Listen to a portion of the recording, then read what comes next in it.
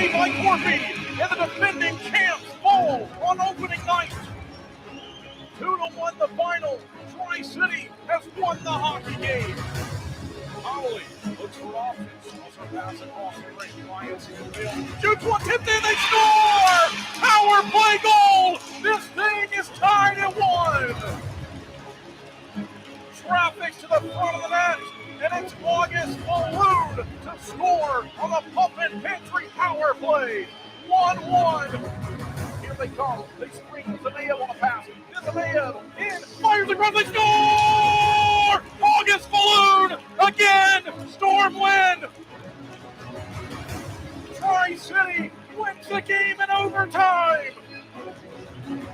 The Storm perfect again at the Fall Classic! Tri-City steals, that's it! Storm win! 1-0 the final! Cameron Corpy with a shutout! Brent Harper scores the only goal! 1-0 Storm win! Here's Connolly. Trevor Connolly puts on a show. He's 3 in front. In front they score! August Balloon! Storm take the lead. 30 seconds left. They find it. Smith in front of the goal. Shoot, scores! Ryan Smith, shorthanded goal. Storm lead.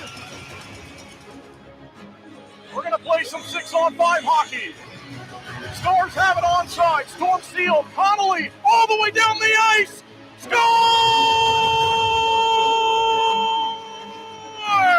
Trevor Connolly, empty netter.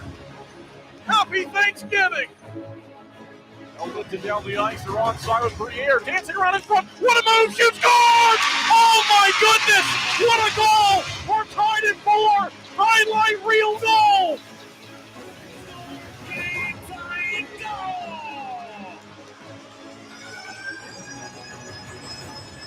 Briere has tied the game.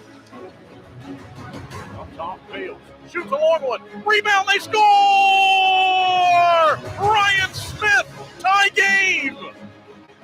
Bales across to Beckner. Beckner shoots and scores! Comeback complete. Tri-City wins the game in overtime. 4-3 the final. The Pump and Pantry power play scores in the final 3 minutes, scores again in overtime. And the league leaders have been shocked tonight. We play on. Now Connolly's got it. Drags it down low. Briere's open. Shoots. Scores! Cam Briere! He beats the buzzer! 2.9 left to go. Tie game 2-2. Historic night for the Storm. But Claw scores!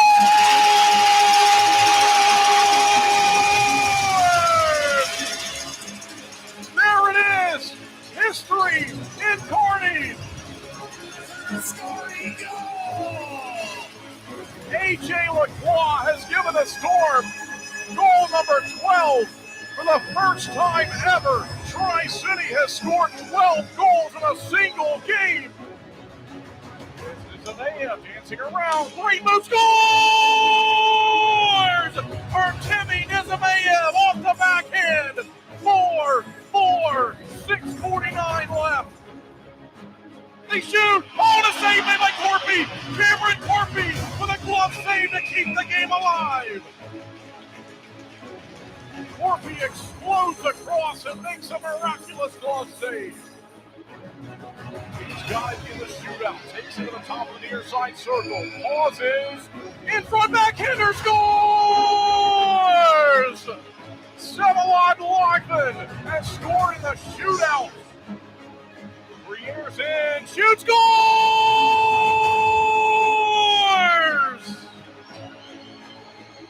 And now all of a sudden the Storm red hot in the shootout. He's in 1-on-1 against Corpy. Shoots Corey and Brent Corpy makes the save. He celebrates. Tri-City has won in a shootout. Elation from this group. Incredible performance here on the road. What a hockey game this was. Lukashevich takes his time. To the point he goes. One-timer, they score!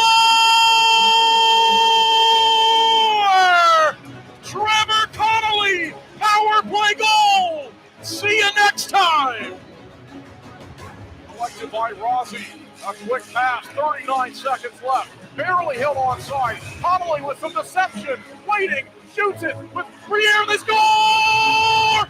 Briere! They've done it! Storm have tied the game! 33.2 left to go! And that could be it. That could be the point they need if they can get it to the end of the game. Briere, one-timer. And we're going to go to the playoffs. Tri-City clinches a playoff spot with 1 point in the standings. They tie it in the final seconds.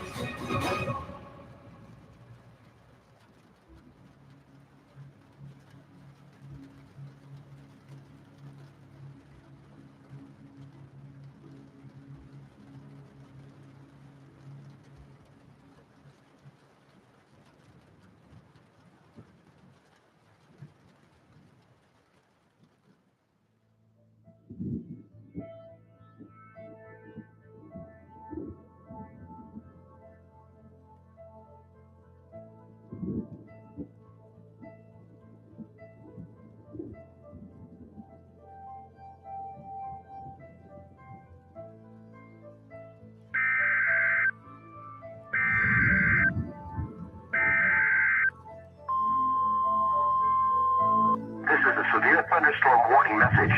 The National Weather Service in Hastings has issued a severe thunderstorm warning.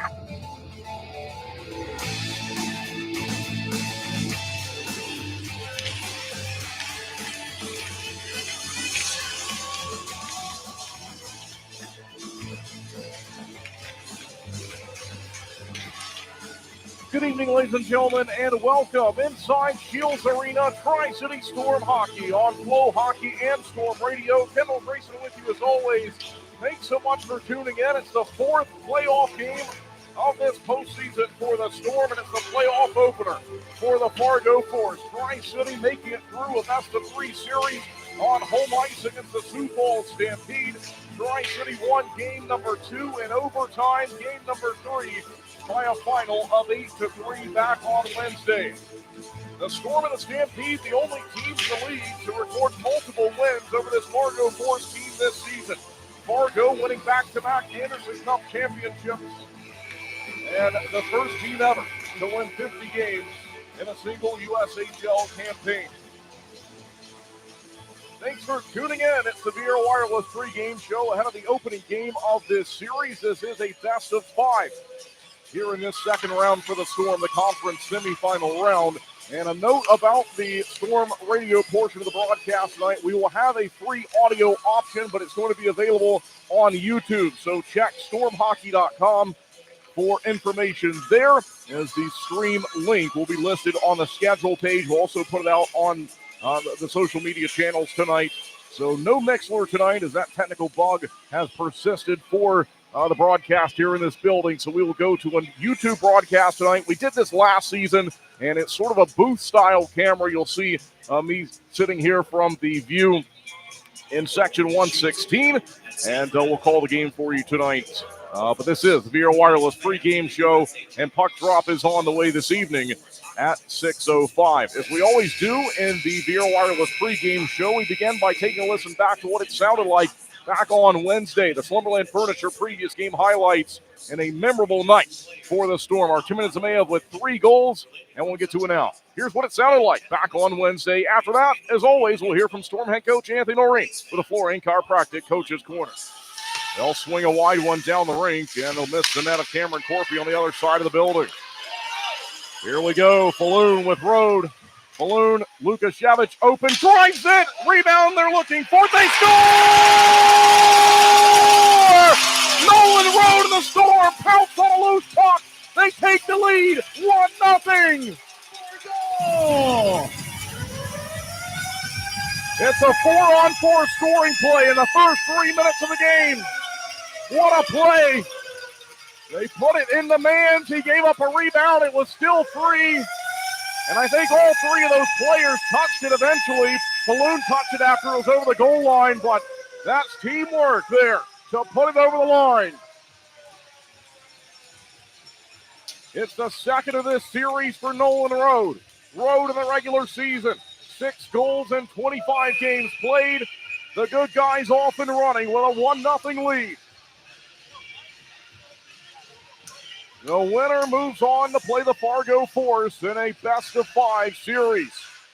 Game 1 Saturday night and Game 2 on Monday. All right, we have a long way to go, but already tonight the Storm have accomplished something they did not do in the opening 2 games of this series. They score and take the lead early here in the Nebraska Lottery first period. Nolan Road! 14-10 left in the first period. Storm on the board. Nolan Rhodes, second of the postseason. Assisted by August Falloon. Tri-City fighting for it here on side. They have it. Back behind the goal. Wrap chance. Shut down by Mans. They score! He didn't have it covered. They put it in. 2-0. Tri-City Stars goal!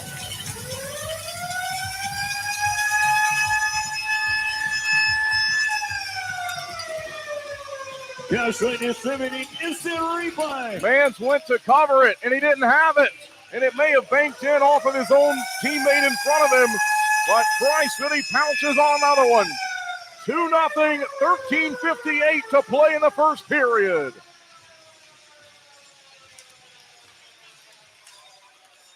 Here we go again. Storm working with a 2-goal advantage. It's Blake Steenerson behind the net. Looking for an option. Posthumous. He'll try to find it. I think Nick Rukanakis got to that puck. We'll see if it's his goal when they announce it. Out to center. They find it. Falloon ahead to Nizimayev onside. In front. He goes back. Hit and scores! Nizimayev makes it 3-0. What a play! It's all Tri-City Storm now.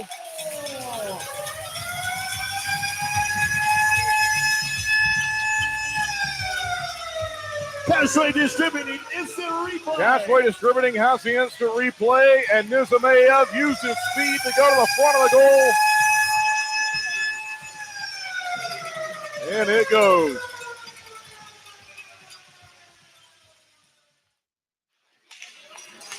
Out it goes. Along the red line now. Stampede onside with Anderson. Back behind the net. No, he fakes it. He throws off the pads. Here's a play in front.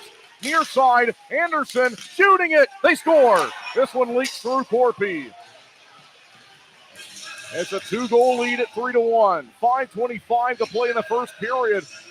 And they had an option to the near side post. They used it as they go towards the goal with Anderson. And you could hear that go off of Cameron Corpy. And I think it hit him in the pad and then got between him and the post. You could hear a thud after that puck was fired. So Sioux Falls is hanging around. They were down by 3, and they had a long 5-on-3 to kill off. They do that, and now they score. And it's into the corner. Storm find it with McEwen. They try to go across the rink here to Constance. Seth Constance down the ice. No icing this time. Falloon tried to chop one towards the goal. Nizimayev scores! They got it to him, and he has another one. 3-goal lead again. Go! What a response.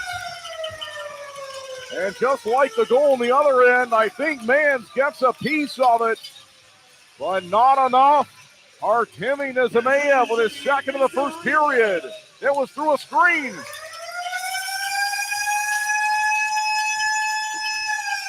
Tri-City has scored 4 times on 15 shots.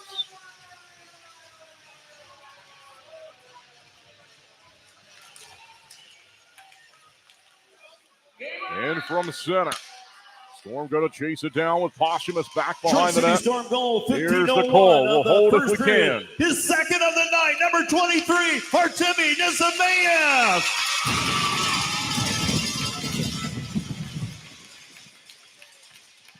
It's his third assist of the night, number 9, August Falloon. Giveaway, Nizimayev in, shoots it, scores!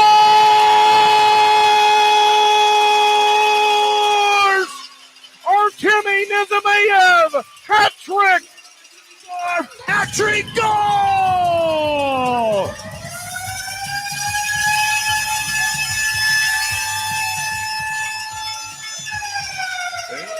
Tri-City Here come the hat. Goal by number 23, Artemi Nizimayev!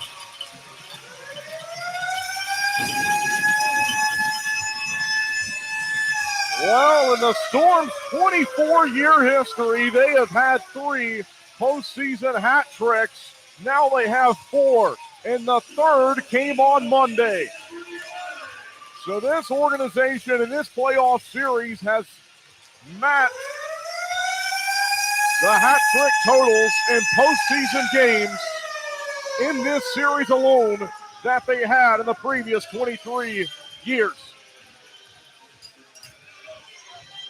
And now he has a chance for the rest of the night to become the first Storm player ever to score 4 goals in a playoff game. Storm win the face-off. Here we go on the 5-on-4. Rossi in front. They got the tip, and it went wide. They had Beckner and Lacroix on the hash marks. They'll do it again. This time they kick it out to the far side. Up top, Constance. Driving it, they score! Owen Beckner! Now where have we seen that? It's a replay of the game winner from last night. Touchdown, Storm!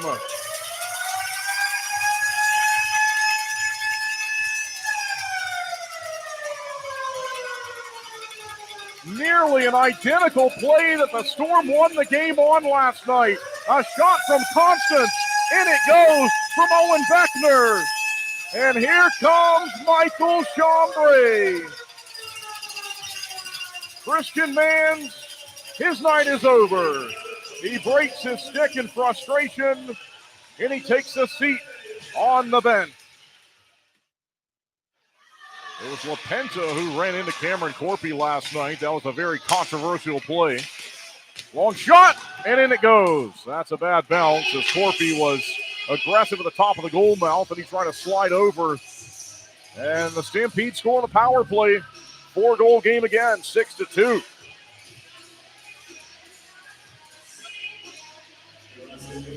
Nebraska 1-1 instant replay. We see that redirect. And Tri-City certainly not expecting it to go to the far side post that quickly. And in it goes from Sioux Falls. Well, time sort of froze there. That's how open Sean McEwen was. And once they got it to him, he was in a good spot to shoot. Crosses onside. Beckner fires, scores!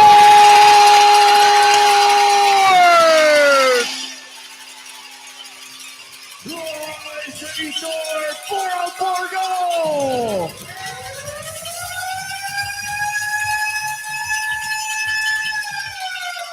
Seven to 2. And a second time tonight, the Storm have scored 4-on-4. Well, good job by Sean McEwen. Nice work there. He had a chance to score. He hit the iron, crossed back over, and left it for Owen Beckner, who has a great shot. We've seen it so many times. He had 1 goal in the opening 2 games, and it was the overtime game winner here last night. And now he has 2 tonight, second and third of the postseason. 14:05 of the second period. His second of the night, number 18, Owen Beckner. Balloon should have a break here, and they'll go the other way to Smith. Ryan Smith onside, trying to get wide of the goal of Chambray. Sean McEwen. Well, there's McEwen with a celebration on the video board. We saw an opponent for the Stampede mocking that last night. And likely regrets it now. These players pay attention to those things, as do I. McEwen will get the last laugh. The Stampede take it back the other way. They shoot one, and it goes in off a deflection. Charlie Kensman leans over. I think he got his twig on it, and obviously not enough. It's in the goal. So it's a power play goal as Rode is out of the box. It's 7-3 with 93 seconds left to go in this second period. And Kensman definitely, you can see him there. He feels bad. He certainly affected that one, trying to block it. And he got it, and it changed directions on Corpy. And the Stampede on the attack now, trying to score again. Turn it over, though, and it's Rode up the wing. He's got Rossi. Rode shoots, scores!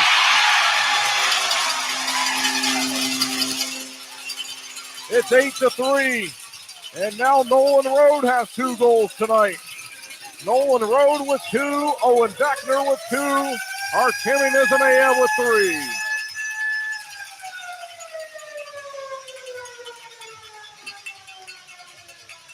And Tri-City has tied its postseason high in offensive production under Coach Noreen in the playoffs.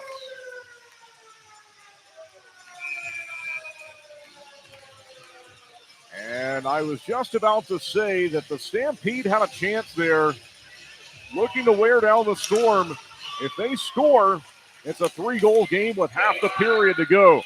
And Tri-City able to finally move it out, and when they did, they go down the ice and bury one with Nolan Rode. 22, Nolan Rode! The Storm fight off elimination last night. They fight off elimination tonight. Owen Beckner with a thriller last night. Dominance tonight, 8-3. The Storm are moving on in the Clark Cup playoffs.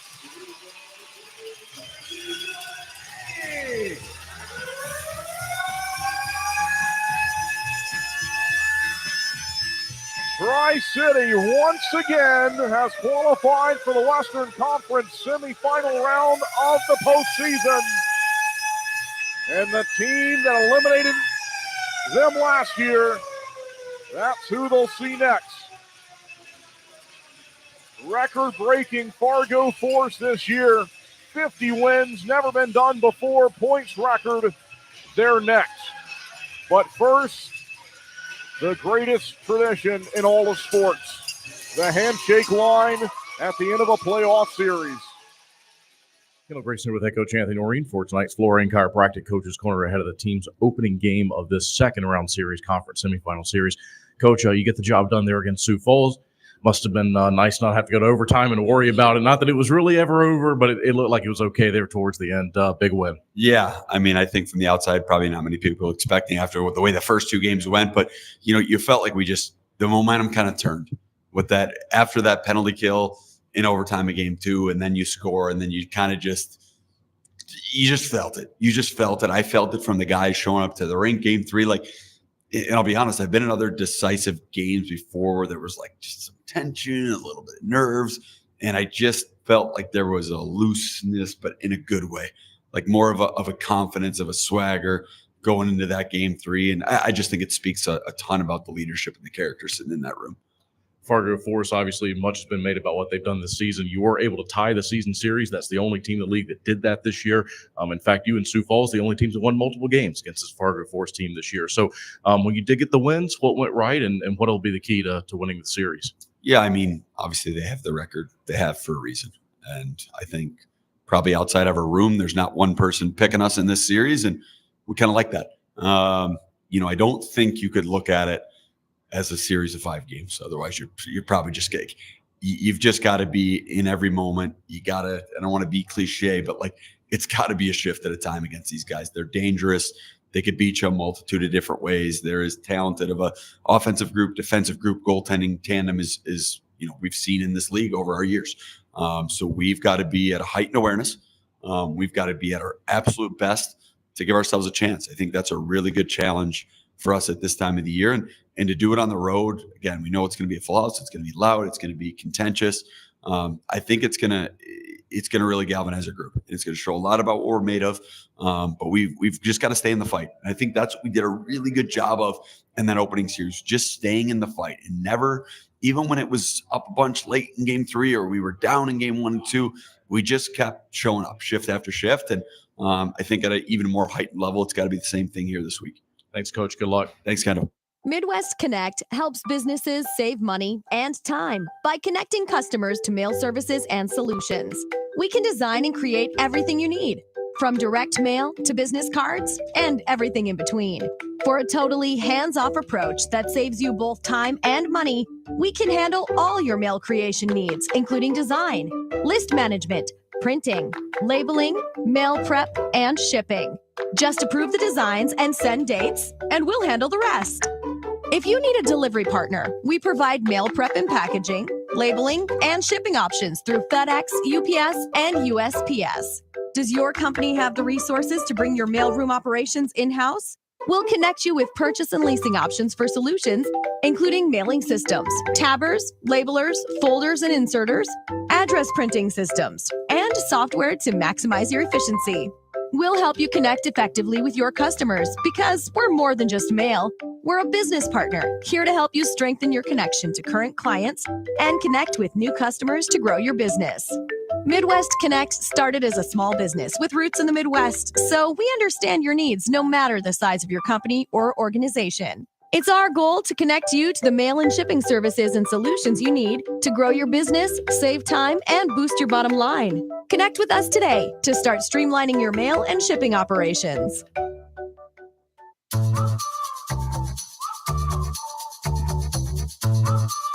When something's this good, it spreads fast. As a leading fast casual franchise concept, Freddy's Frozen Custard and Steak Burgers has experienced explosive growth across the nation, and there's no end in sight. Even though Freddy's has been around for over 20 years, this is really just the beginning for our brand. And right now, I think we're really at an inflection point. For our franchisees, it's profitability. The average unit volume of 2.53 million. A simple menu with multiple day parts and a culture where helping each other grow and succeed is the norm, not the exception. Every time we go into a new market, new state, new city, maybe just outside of where we already operate, people are excited and our restaurants do tremendous volume. Freddy's is a proven model, one that you don't have to recreate. Freddy's Frozen Custard and Steak Burgers may look like a blast from the past, but it's the company's future that's most notable. Right now, Freddy's is firing on all cylinders. Quality food, genuine hospitality, and absolute cleanliness. Because at Freddy's, quality, hospitality, and cleanliness are always on the menu. It's the Freddy's way.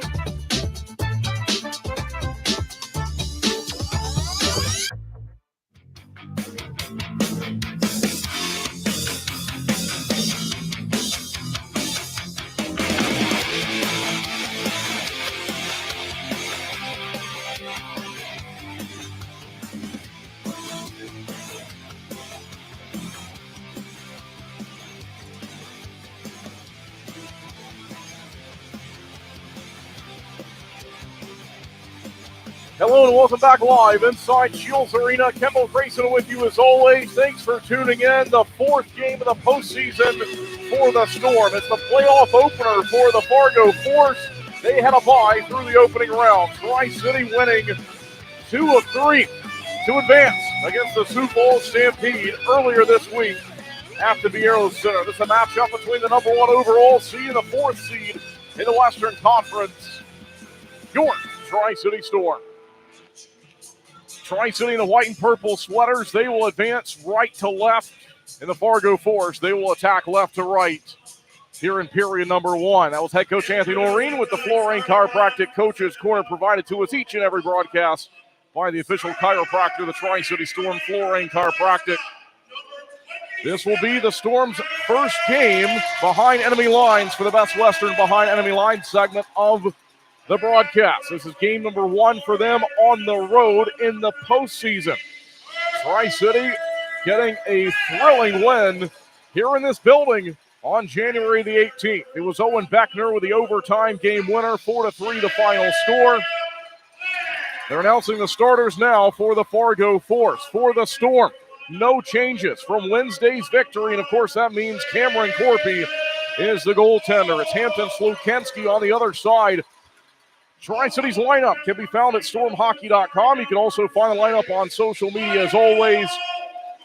It's August Balloon, Ryan Smith, Artemiz Zemayev on line 1. Line 2, Jake Rossi, Nolan Road, Cooper Simpson, Cambriere, Owen Beckner, A.J. Lacroix. That's the line that will start the game. The CHI Health starting lineup, third line, is out there first. Nick Rukanakis and Luke Posthumous, Blake Steenerson. They round out the fourth line. Zach Beatty is the extra forward in the lineup. On defense, Vlad Lukashevich and Charlie Kensman, Sean McEwen and Seth Constance, Philip Blaze Savoy and Brant Harper. In the extra defender is number 14, Bodie Leyland. Thatcher Bernstein is the backup to Cameron Corpy. Please stand and welcome. And now we'll pause for the national anthem. Also known as that Midwestern Mom, as she honors our country by singing the national anthem. Oh, say, can you see by the dawn's early light what so proudly we hailed at the twilight's last gleaming, whose broad stripes and bright stars through the perilous fight o'er the ramparts we watched were so gallantly streaming, and the rockets red the bombs bursting in air gave proof through the night that our flag was still there. Oh, say does that star-spangled banner yet wave o'er the land of our faith and the hope of the brave?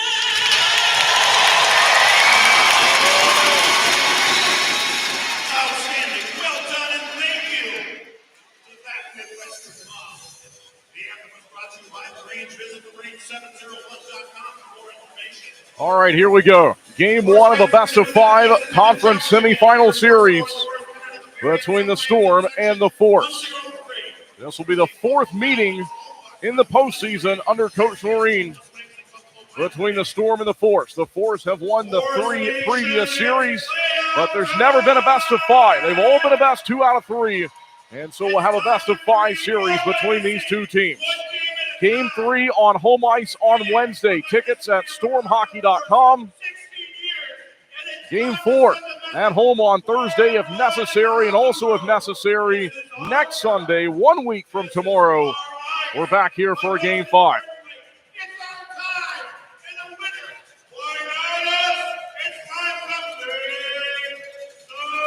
sing. Hampton Slukensky, the goaltender, to my left. Cameron Corpy to my right. Sit back and enjoy it. Thanks for tuning in. The puck drop, and tonight's game is underway. Seth Constance plays down the rink immediately. Now it's back behind the net of Slukensky. They'll look to move it near side.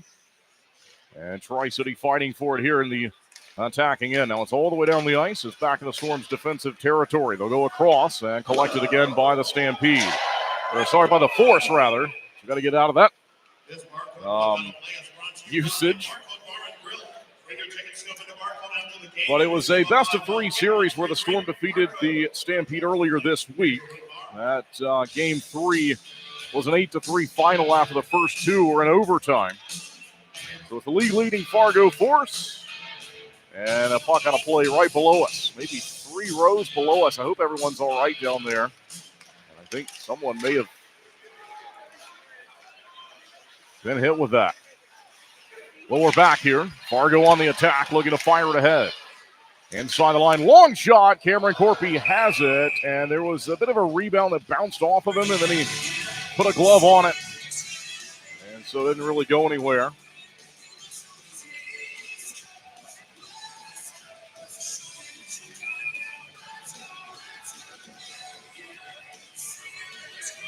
Well, they're attending to this fan that was struck by the puck right here next to me.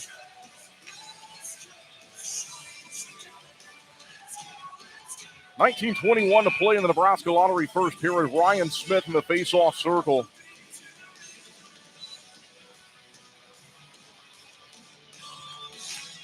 As he looks to win this one away. Forrest trying to find it near side now. Here's Falloon. He's checked from behind. Gets out to the neutral zone, though. And Fargo looks to play it ahead. Storm to it, though. Falloon, a long shot. And this one was dealt with by Slukensky high in the air. And back down, and we play on. It's out of the neutral zone. 1 minute, 2 seconds gone by in the matchup. Game one of this best of five. It's in the Storm's defensive end for Lukashevich. Lukashevich looks to play up the left wing, and he does. And it goes way down the rink and collected by Leo Gruba. Minnesota Golden Gopher commit. High in the air, down the center. Rossi allows Harper to go play it. Now Rossi frees himself, and Jake Rossi, yesterday, named the USHL's Forward of the Week, forward of the opening round of the playoffs. Long shot here. Slukensky will scoop this one up. And we see him there on Flow Hockey. 18:25 left to go in the first period. And our Storm Radio audio version broadcast is on YouTube. It's sort of a booth camera set up here. As no Mixler tonight or Monday. And if necessary, there will be no Mixler on the Game 5 as well. We'll have it for you again, Game 3 on home ice. As it's down inside the line for Simpson. Scoreless hockey in the first 2 minutes. Down behind the line, here's Rowe. They look to center one. Simpson was calling for it. It goes high in his own to Harper. And they play it around the rink. Kicked out by Slukensky. Good save made there by the right pad. Here's Blaise Savoy. They'll go ahead. And then back the other way, and the Force will look for it. Near side. Fargo to it. Harper bent. Centers, and an easy stick save made by Cameron Corpy. Still on side here, though. Taylor loads up, drives one, and off a deflection, falls down. It's in the corner. Now it's Nolan Rowe looking for Rossi. Plant trying to find it across the ring. And Philip Blaise Savoy looks to take it away. Here's another puck out of play. 17:37 left to go in our opening frame. Storms line up again. We read over it earlier, but it can be found on social media, also stormhockey.com.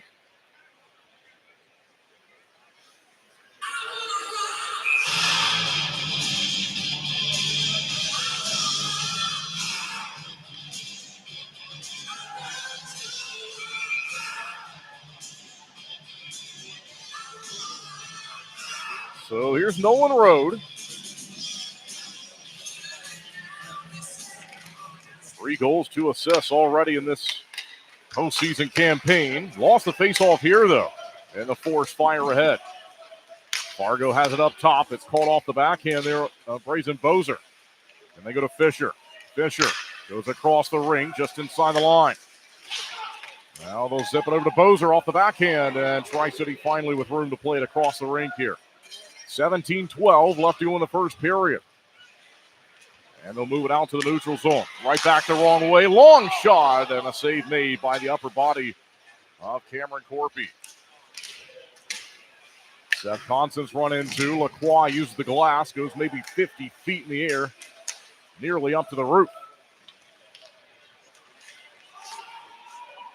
Inside the line. Force have it, holding on to it. They'll chop it ahead. And it's back in behind the net. Corpy looks on over the right shoulder.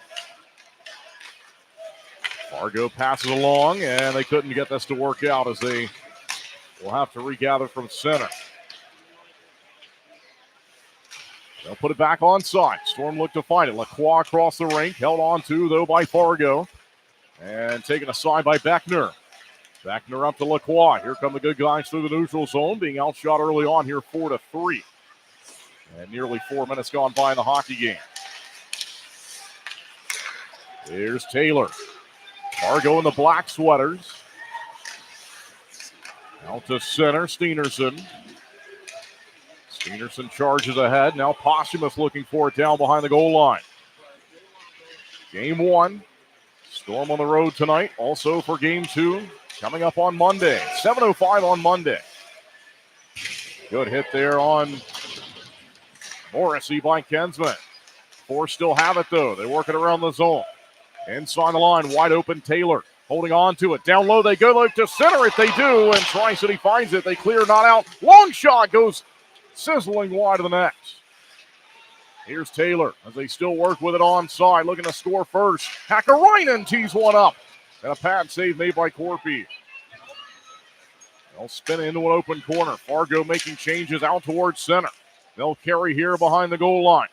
Storm look to find it. They'll get to it. Posthumous. Tired bodies out there. Posthumous carries the red line. Trying to go forward. It was blocked the blue line. Storm changing. Leyland on the ice. He comes across. And they were able to break up the play on Michael Quinn. Near side. They'll hold on to it here. Looking to move it across the rink. Now they'll battle for it with Harper. All the way around it goes, though. Quinn's open. Top of the right circle. Goes across. Swanson. One more pass. They'll pull it in front of the net off the backhand. They miss on that try. Down low from Brazen Bozer. Arizona State commit. Storm charging ahead, and Zemaev wins the race here. Artem and Zemaev down behind the goal line. Storm working onside with possession. Up the wing they go. Zemaev run into after he tried to get it from Sean McEwen. McEwen plays in front of the Storm bench, and it's out of play. 14-14 left to go in the Nebraska Lottery first period tonight. Thanks, everyone, for tuning in. It's the first media timeout. No score. We'll be right back. They understand your health goals and interests. More importantly, they see you for you. That's the power of being well-matched with a primary care provider. Find yours at CHI Health Clinic's myprovidermatch.com. Offering a unique shopping experience through a perfect mixture of locally owned and chain stores, we provide something for everyone. Shop Hilltop Mall and evolve your style today. This is Sean McEwen. Thank you for listening to tonight's game on Storm Radio.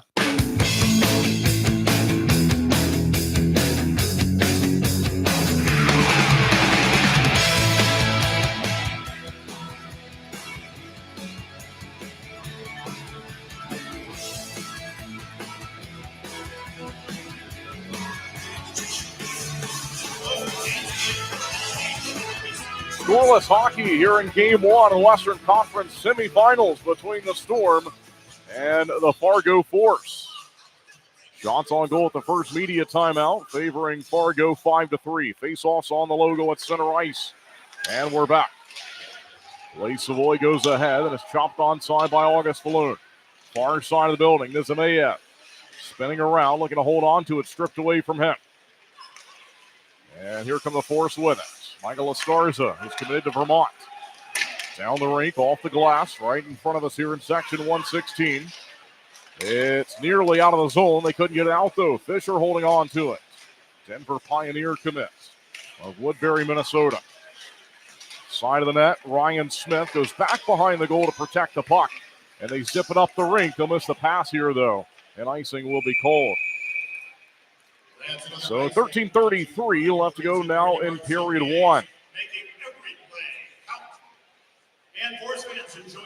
Out-of-town scoreboard report last night in Game 1 between the Sioux City Musketeers and the Lincoln Stars. Sioux City won it on the road. That was the opening game of their Western Conference semifinal series as the Lincoln Stars wrapped up their series in 2 games so they could begin that first game one day earlier than this one. So the Stars fall on home ice last night, and that game's just underway tonight. That's Game 2. The other games around the league schedule are all Game 1, and it includes this one here.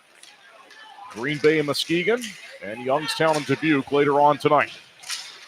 We'll keep you updated as the night goes along and the out-of-town scoreboard reports. We're back here with the Storm giving it away. Bench shoots for a rebound. They score.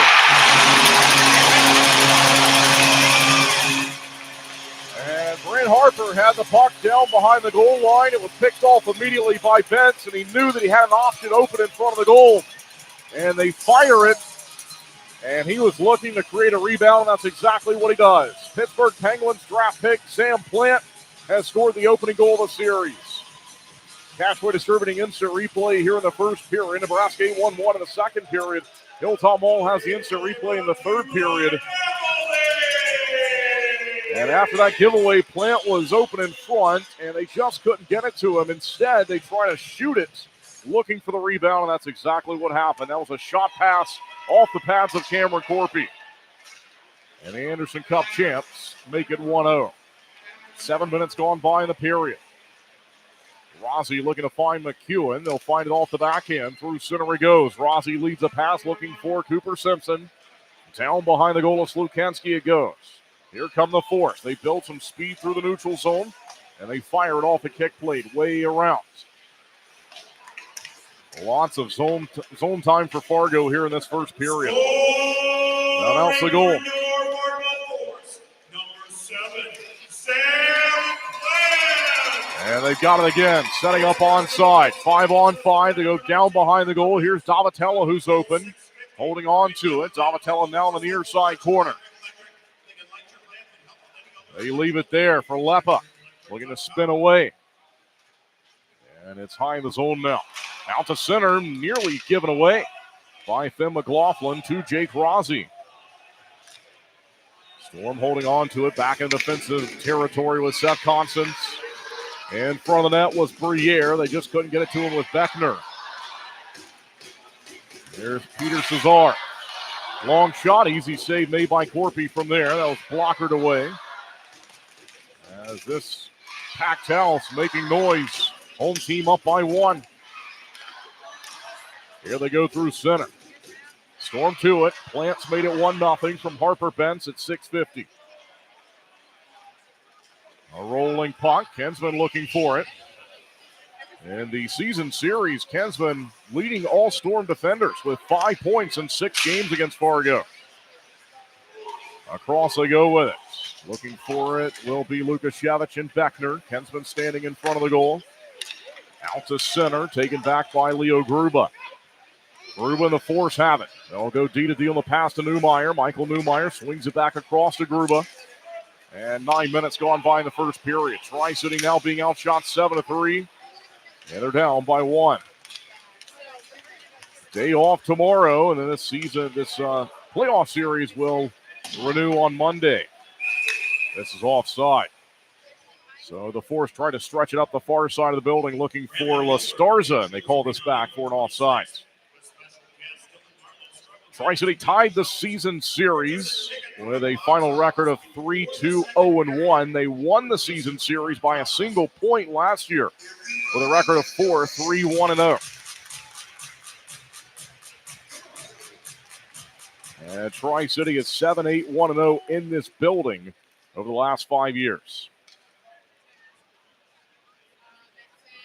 Ryan Smith in the face-off circle, high in the zone. Here we go. Blaze Savoy fires one wide, looking for a rebound option behind the goal. Artem Izameyev has it. Across they go. Battle in front. Blaze Savoy winding. Then they go across, picked off, and this may be a breakaway. Smith looking to get back. The Force dropping along. They fire one, and Cameron Corpy makes a save, trying to get the rebound. He was way out of the net. And the Storm will survive. August Falloon up the left wing. Really good move there from the neutral zone. And Tri-City working now onside. 10-13 to play in the first period. They fan on one with Falloon. They hold the line. Long shot. And it goes deflecting wide of the net. Nizameyev searching for it. Here's Ryan Smith. They look to play it out to the neutral zone, and they do. It's played ahead by Blake Steenerson. They'll swing the puck across, then near side again. Good check across the rink. Beatty involved. No surprises there. And it's down behind the goal. Near side McEwen. Here's McEwen back across the rink. They'll find Constance with an open option. And in from center, they will rule this icing. That's another icing brought to you by your friends at Brady Mark CPAs, making every play count.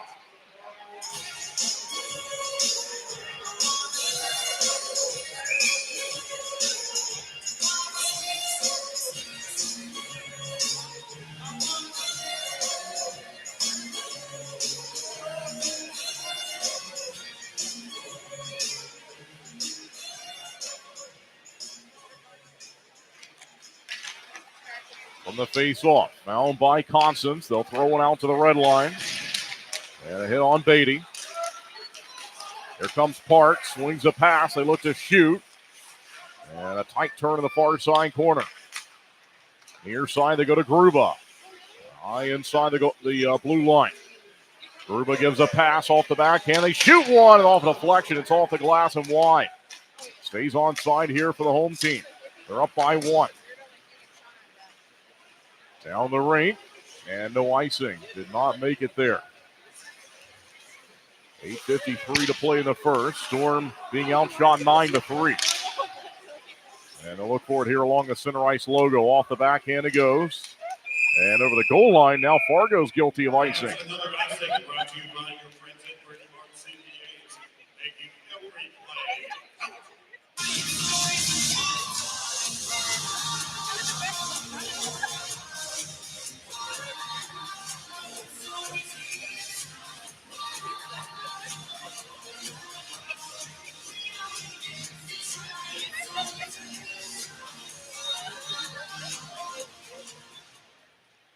Storm looking for the circle. Rossi nearly had it from Nolan Road.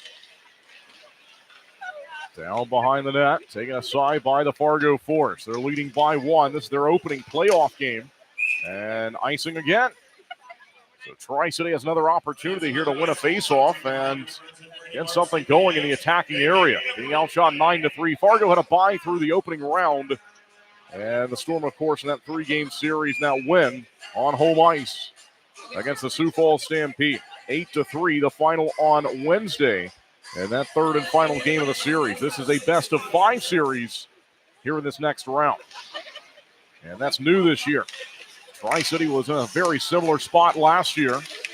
As Constance will throw it out towards center. The Storm swept Sioux City in the first round last year and then came here in the conference semifinal series. It was only a best-of-3.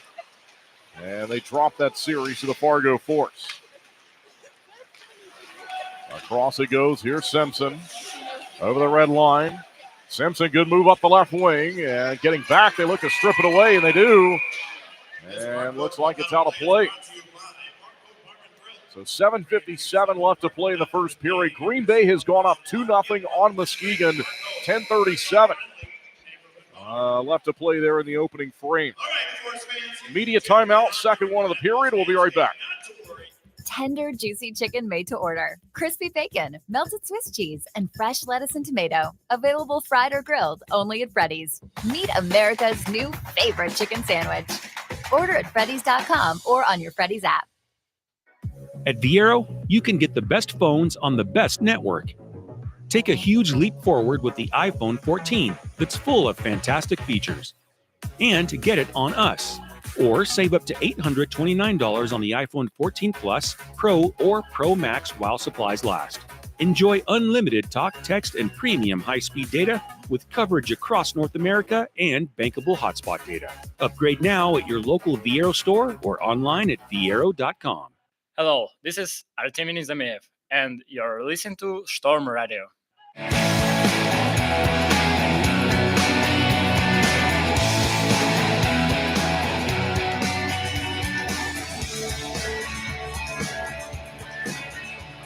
Storm down by a goal. Second media timeout has concluded. Owen Beckner looking for it here, and it's down.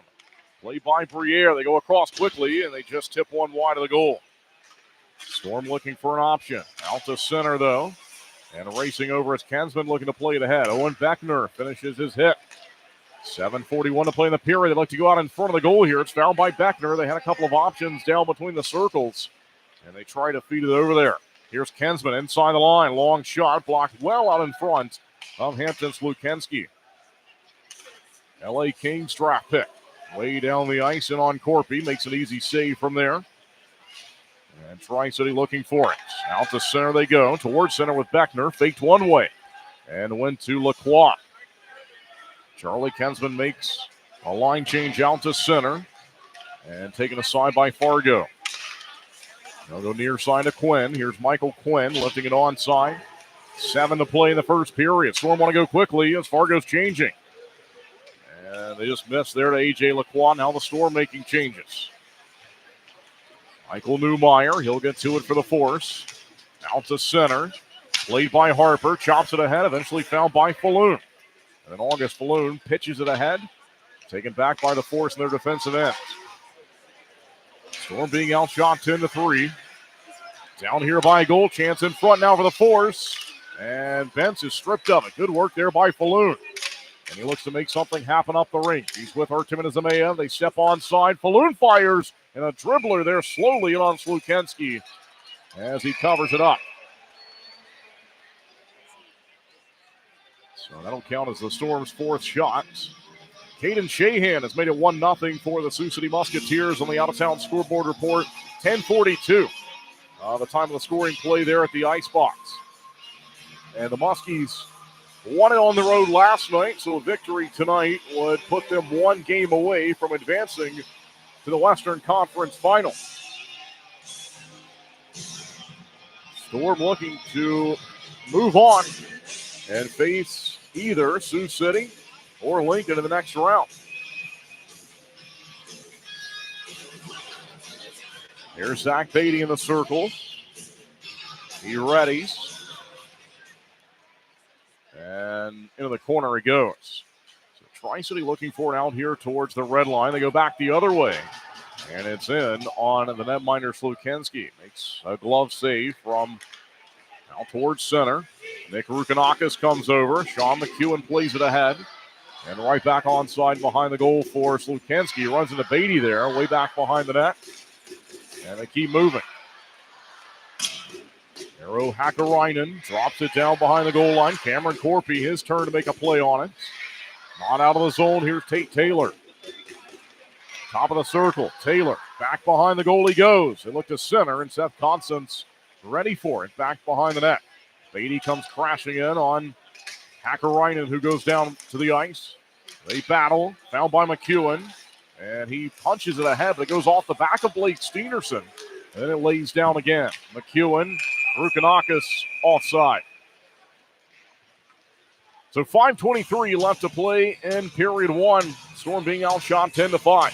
And they're down by a goal.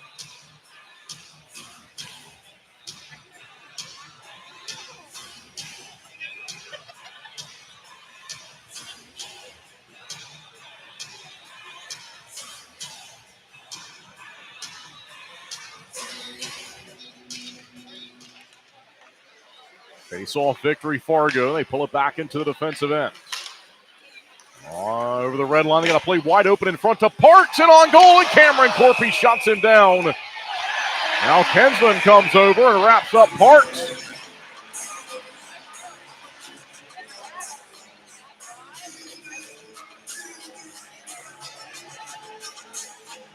Well, Lee Parks, a very talented player for this Fargo Force group, as we will see the replay there.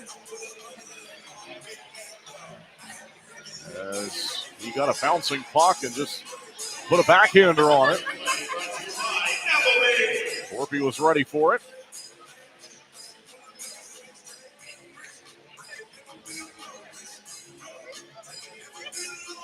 Parks led the Force in goals this season. He had a 30-goal year. Far side of the building. And they drive one in on Corpy, and he catches it. And they look to do it again here. They'll have a face-off in the Storm's defensive end. Parks had 30 goals. Max Swanson with 26. Zam Plant with 26. And, of course, it's Plant who's given the Force a 1-0 lead here on home ice tonight.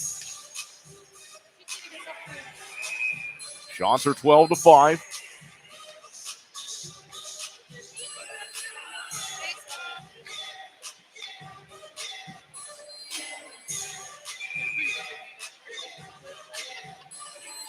They give the warning to Fargo as Fisher and the Force look to win in the attacking area. A couple of 18s battle. And we have another false start.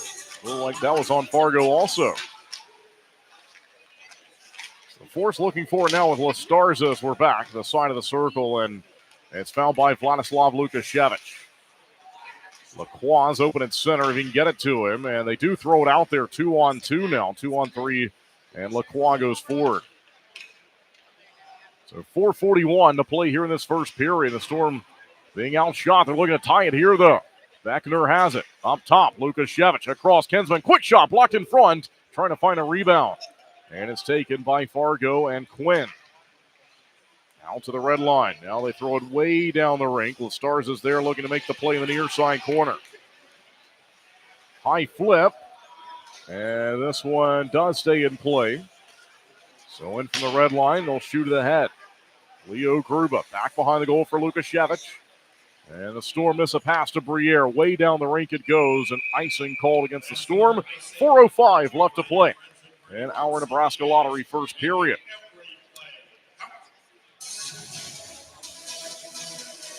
Coming up in the first intermission break, we will hear part one of the two-part interview with Coach Noreen from yesterday's Doug and Daddy show. Thursday's Doug and Daddy show. It feels like a Friday night here.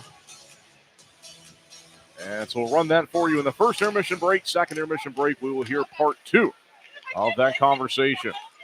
4 minutes of game time away, and from the face-off, they battled for it, really in a circle.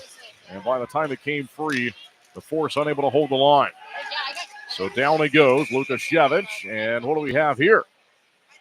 This is called by the official. Storm had 6 skaters on the ice. So Tri-City was defending in the zone there, and they had 6 skaters out. And you hear it.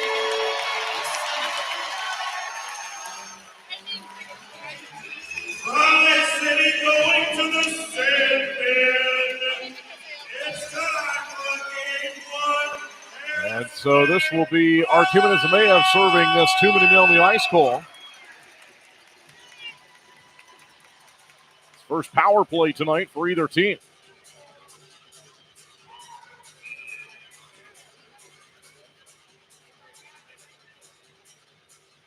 In the regular season, Fargo scoring 58 times on the power play.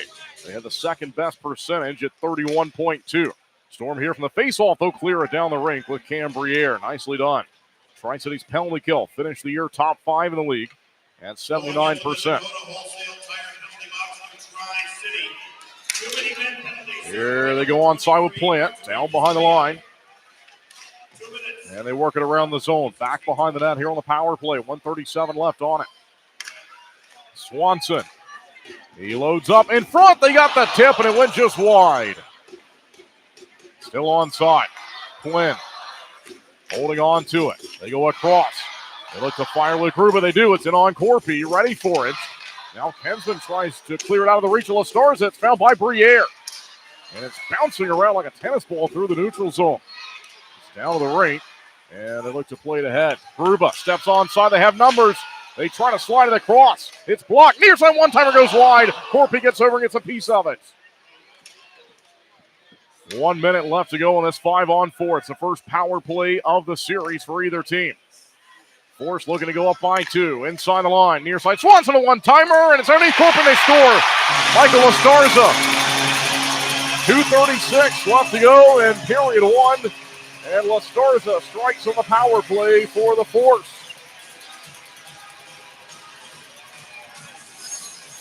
And that one was fired from the near side, and they had a battle for it right at the top of the blue paint.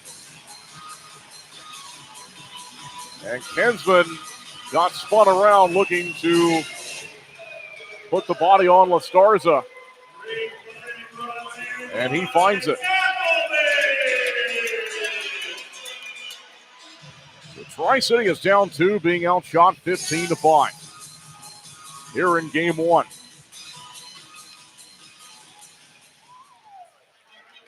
Face off at center. Storm to it here. Rossi back to Blaze Savoy. Across they go. And they'll announce the goal. Tri-City looking for it onside. They have it with Rode back behind the net. It's Rossi. Simpson was open momentarily, and then that went away, and it's taken aside by the Force way down the ice. And it's on edge, and it does make the icing line at the very last second. So 2:08 left to go now in the first period, and the Storm go back into the offensive end. Face-off dot. But they're down here by 2.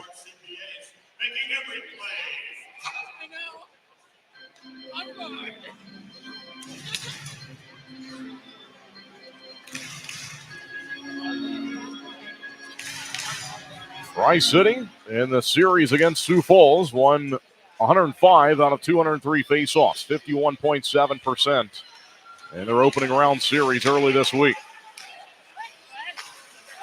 Down the rink, off the backhand from Philip Blaze Savoy. Tri-City down by 2 with less than 2 to play. And period 1. Road, good pass to Rozzi in front of the goal, couldn't fire, had pressure back behind him. And they look to separate everyone. And they'll accomplish that.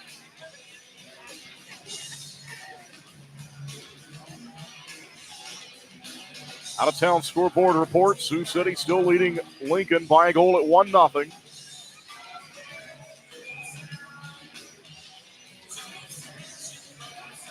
Michael Estarza from Max Swanson and Michael Quinn at 17:24 of the Nebraska Lottery first period on the power play.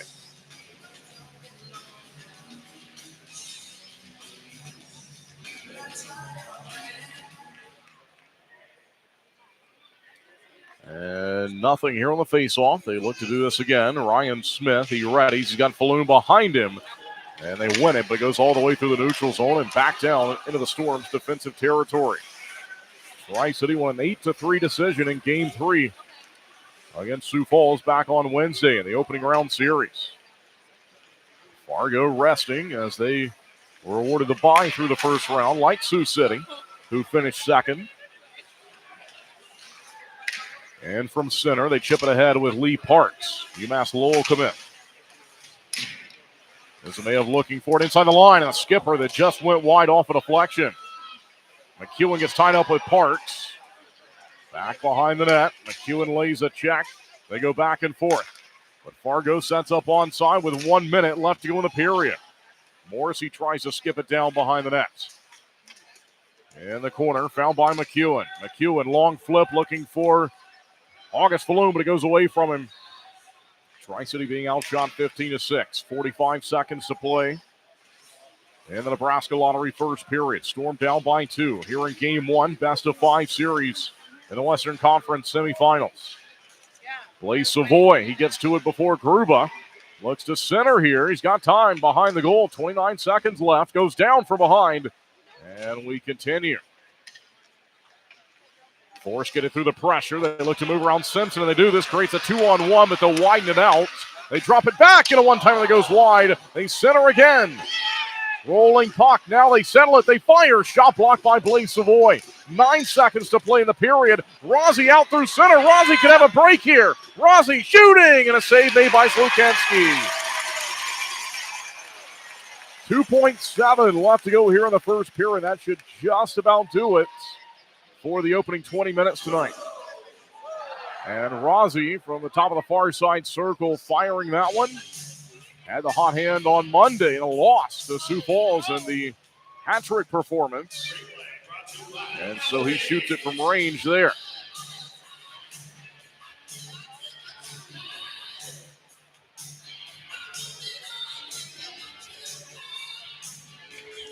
Here's the face-off, last one of the period, and that's it for the Nebraska Lottery first period. On Flow Hockey and Storm Radio. Storm Radio, the audio version on YouTube tonight. And the Storm down by 2 after 1. Intermission break. We'll be right back. They understand your health goals and interests. More importantly, they see you for you. That's the power of being well matched with a primary care provider. Find yours at CHI Health Clinic's myprovidermatch.com. Tender, juicy chicken made to order, crispy bacon, melted Swiss cheese, and fresh lettuce and tomato. Available fried or grilled only at Freddy's. Meet America's new favorite chicken sandwich. Order at Freddy's.com or on your Freddy's app. This is Vlad Lukashevich. Thank you for listening to tonight's game on Storm Radio. Offering a unique shopping experience through a perfect mixture of locally owned and chain stores, we provide something for everyone. Shop Hilltop Mall and evolve your style today. Midwest Connect helps businesses save money and time by connecting customers to mail services and solutions. We can design and create everything you need, from direct mail to business cards and everything in between. For a totally hands-off approach that saves you both time and money, we can handle all your mail creation needs, including design, list management, printing, labeling, mail prep, and shipping. Just approve the designs and send dates, and we'll handle the rest. If you need a delivery partner, we provide mail prep and packaging, labeling, and shipping options through FedEx, UPS, and USPS. Does your company have the resources to bring your mailroom operations in-house? We'll connect you with purchase and leasing options for solutions, including mailing systems, tabbers, labelers, folders and inserters, address printing systems, and software to maximize your efficiency. We'll help you connect effectively with your customers because we're more than just mail.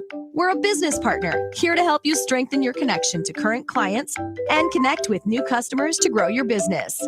Midwest Connect started as a small business with roots in the Midwest, so we understand your needs no matter the size of your company or organization. It's our goal to connect you to the mail and shipping services and solutions you need to grow your business, save time, and boost your bottom line. Connect with us today to start streamlining your mail and shipping operations.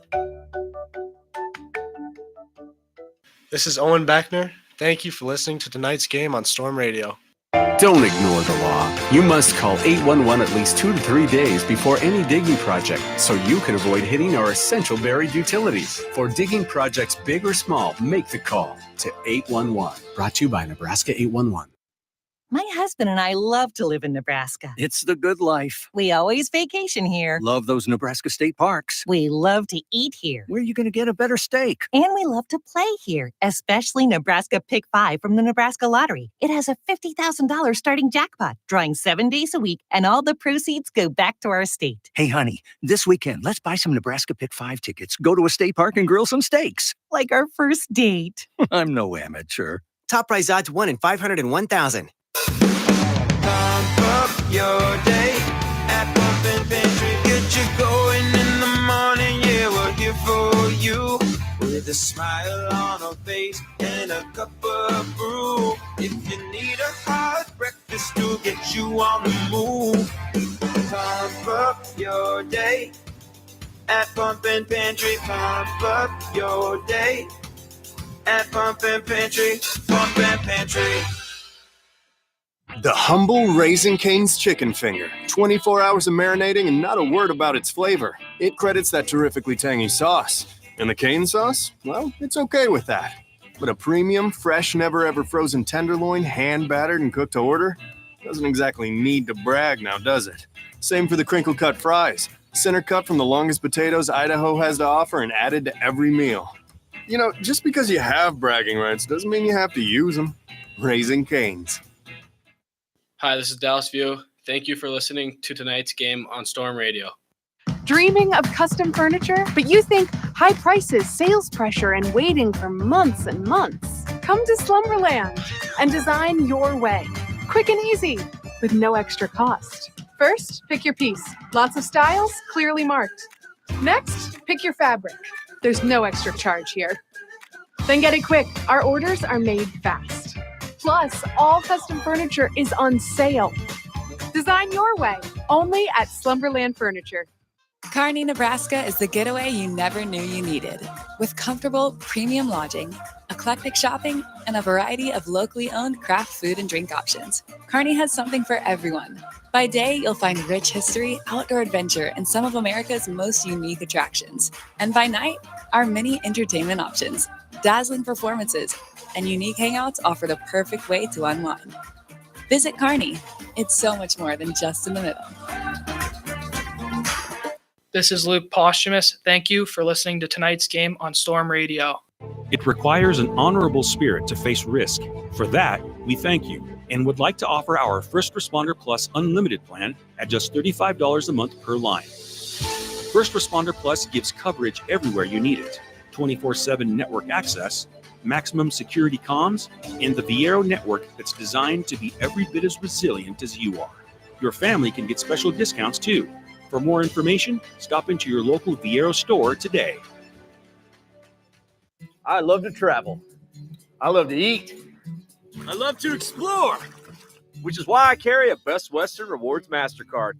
I earn points on all my Best Western stays and on purchases everywhere else, which comes in handy when I want to redeem points for rewards and free nights. More free nights means more travel, and more travel means more food. Learn more and apply at bestwestern.com/MasterCard. So how exactly is Northwestern Energy delivering a bright future? by making sure your lights come on every day. And providing new ways to help you save. By adding critical infrastructure that allows our communities to grow. By dedicating time and resources that ensure our energy's reliability. And decreasing our emissions until we reach net zero. It's your future and all of ours. So we won't stop working until it's as bright as it can be. Here at Pizza Ranch, we consider our buffet your buffet. So when we say you can order any pizza with Buffet Your Way, we mean any pizza. And with 4 crusts, 7 sauces, 7 meats, 13 veggies, and 8 toppers to choose from, the number of possible pizza combinations is, 8 squared, multiply by 64, carry the 1, don't forget the remainder, 14,839,552. Wow. I'm going to try all of those. Pizza Ranch, everyone's favorite buffet. REO Speedwagon, live in concert. June 18th at Viero Center. Special guest, Night Ranger. All those legendary hits. In concert. REO Speedwagon. Tickets on sale now at carneyevents.net. June 18th at Viero Center. The Tri-City Storm got out of the gate in a hurry last night. They got on the board in the first 3 minutes. They put up 4 goals in the first period and cruised to an 8-3 win over Sioux Falls. And the head coach, Anthony Noreen, sticks with us for another week or few days. And Coach joins us here on the Doug and Daddy Show. Coach, good morning. Morning, guys. I apologize in advance for the voice. Or lack thereof. You didn't have to yell a lot last night, did you? No, I mean, just 5 games in 6 days. It'll do a little something to you. Well, we talked about it last week with you that was obviously going to be the possibility, and we can kind of recap everything here. Didn't go into the playoffs on a winning note, but you said you were going to play a lot of different younger kids, affiliate kids against Omaha, give your starters some rest. 11 goals scored in the game total on Monday, and yet here you are, that 5th game in 6 days, and you score 4 goals in the first period. How amazing was that, and kind of what was the last words you sent the team onto the ice with last night?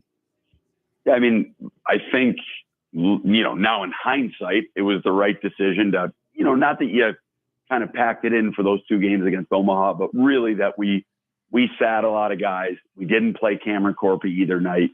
And we kind of just played what would have been our least successful lineup given experience and things like that to try and be well rested for Monday, knowing it could be a long series.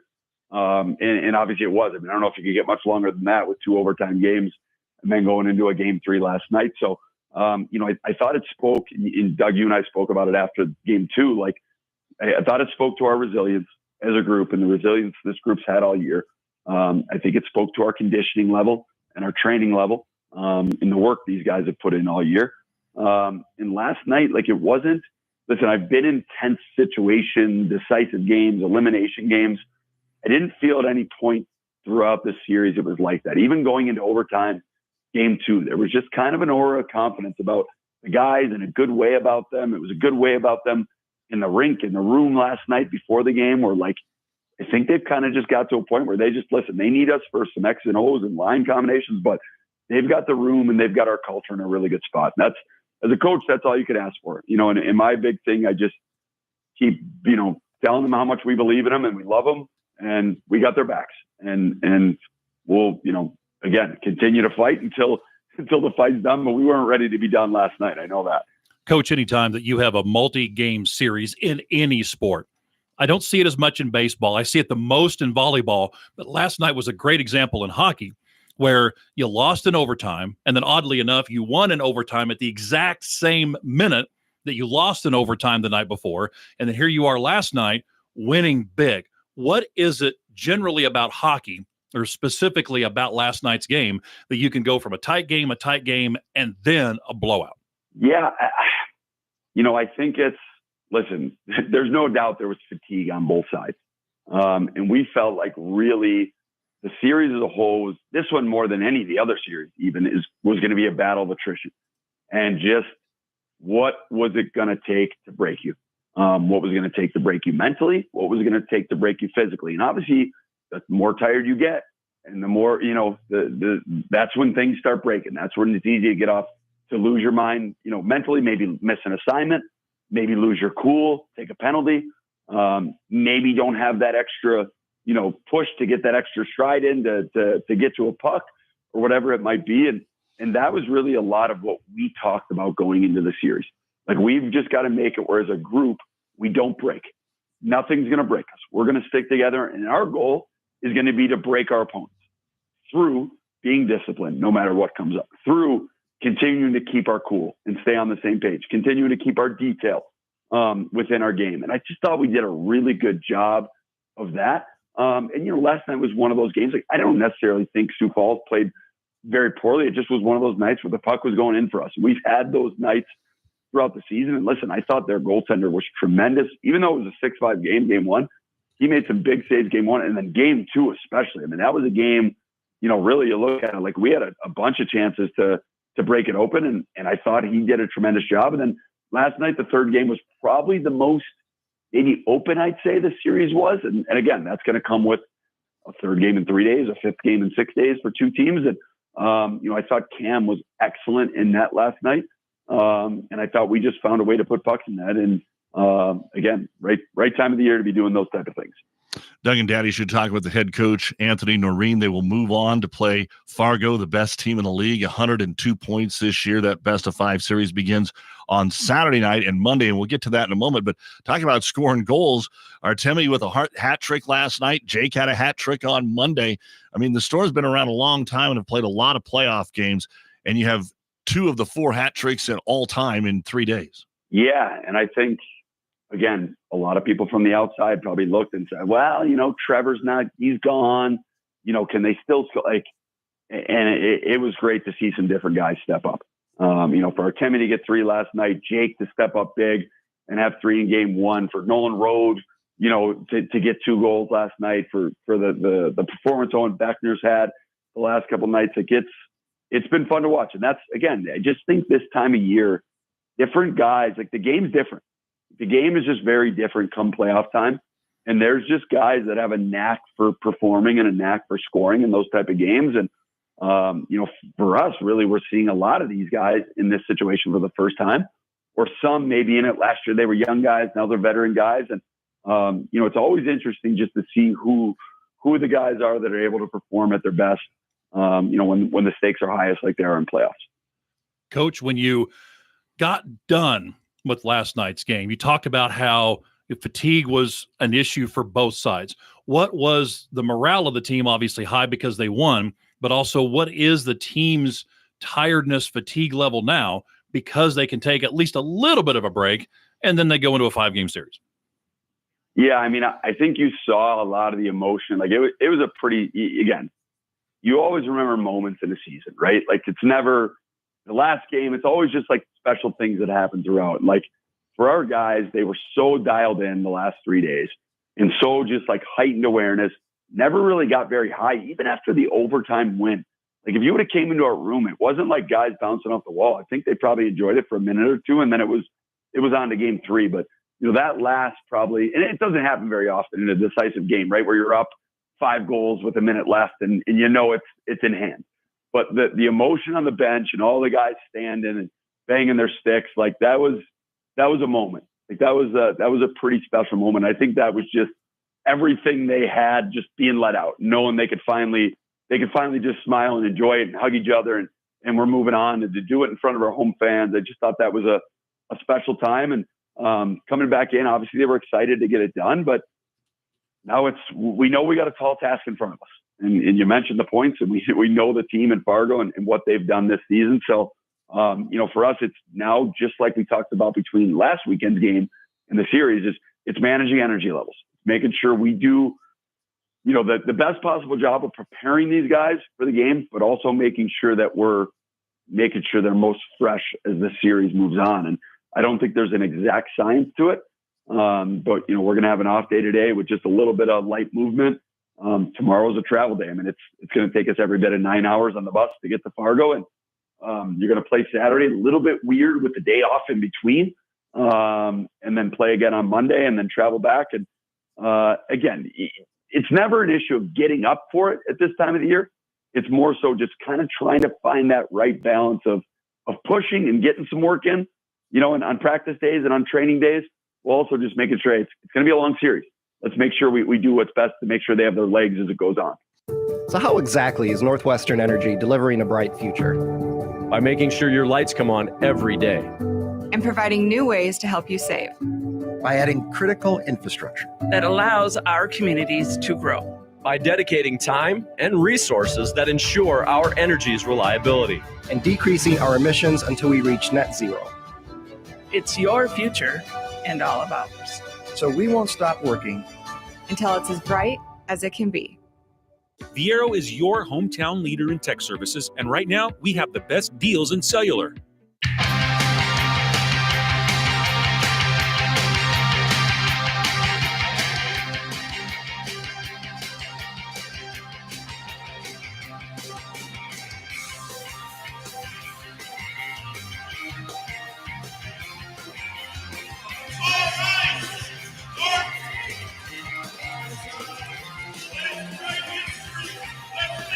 And welcome back inside Shields Arena. Kendall Grayson with you as always on Flow Hockey and Storm Radio. Storm Radio tonight is on YouTube rather than Mixlr, and it will be the same way on Monday for Game 2. Tri-City down by 2, outshot 15-7 in the Nebraska Lottery first period. They gave up a power play goal against and an even strength goal to start the game from Sam Plant. And here's the puck drop, and the middle period is underway. We'll see if the Storm can find a couple here in the second period tonight. They swap ends of the rink, so now they're moving left to right as we get our first look up close at Hampton Slukenski. Played here by Plant. They'll move it onside right out in front, and the tie-up on the far side took that chance away. It's played here by Seth Constance. Constance has plenty of room to work from the defensive end. Now Lacroix, he'll find it onside. Open is Beckner, and they cycle it down low. I thought they were going to go across, but they just couldn't do it in time. So now they look for it. Beckner has it. Up top they go Kensman. Lukashevich towards the goal. Shot block. High in the zone. Out to center. The Storm reload from there. They'll look for possession of it. Beckner looks to punch it ahead. Taken though by Plant. Long shot. And Cameron Corpy melts it down. So the Storm outshot 15-7 there in the first period. They were down by 2. It's the 4th postseason game. And the 3rd time in 4 games that Tri-City has been down after the Nebraska Lottery first period. Of course, they led big on Wednesday as they had a 3-1 lead that then went to a 4-1 lead in the final 5 minutes of Wednesday's game after 1. But down by a couple here. They'll move it quickly down the rink. Here we go. Nizimayev onside. Across they go Smith. Curls couldn't fire, though. As pressure to him from Gruba. Falloon open. Shooting. And this was deflected out of play. Out of town scoreboard report. Sioux City with that goal from Caden Shahan leading Lincoln on the road. 1-0 after 1. Hanson and Pritchard assisting. Muskegon is on the board as they trail Green Bay by a goal at 2-1. Youngstown and Dubuque, no score as that one is about to begin in 5 minutes. So they're 5 away from puck drop in that one. And no good here on the faceoff. Nizimayev dropped his stick. He's not taking the faceoff, of course. It's Ryan Smith in there. But they had a tie-up on the side of the circle.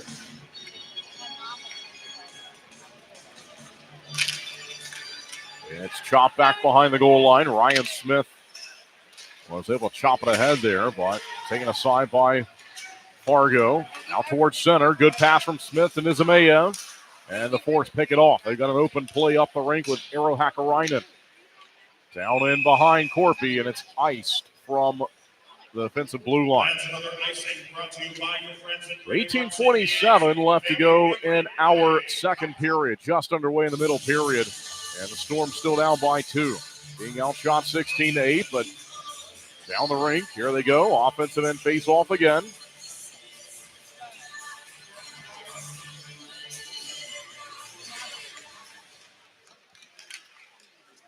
They'll look for it. Rossi. Down it goes. Picked off, though, and the Force will move it out through center with Reed Davatella, Michigan Tech commit of Howell, Michigan.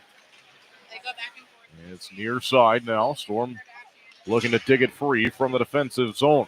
Out to center. Nolan Road. Rhodes onside. Trying to get it to Rossi. Taken aside by the Fargo Force. And they'll move it along. Here's Gruba. Live tonight inside Shields Arena for Game 1. Right back here on Monday for Game 2. Off day tomorrow. Simpson handled it and taken away by the Force again and Tate. They'll swing it through center. Goes away from Plant. Turnover nearly, but is overskated by Artemian Zamea.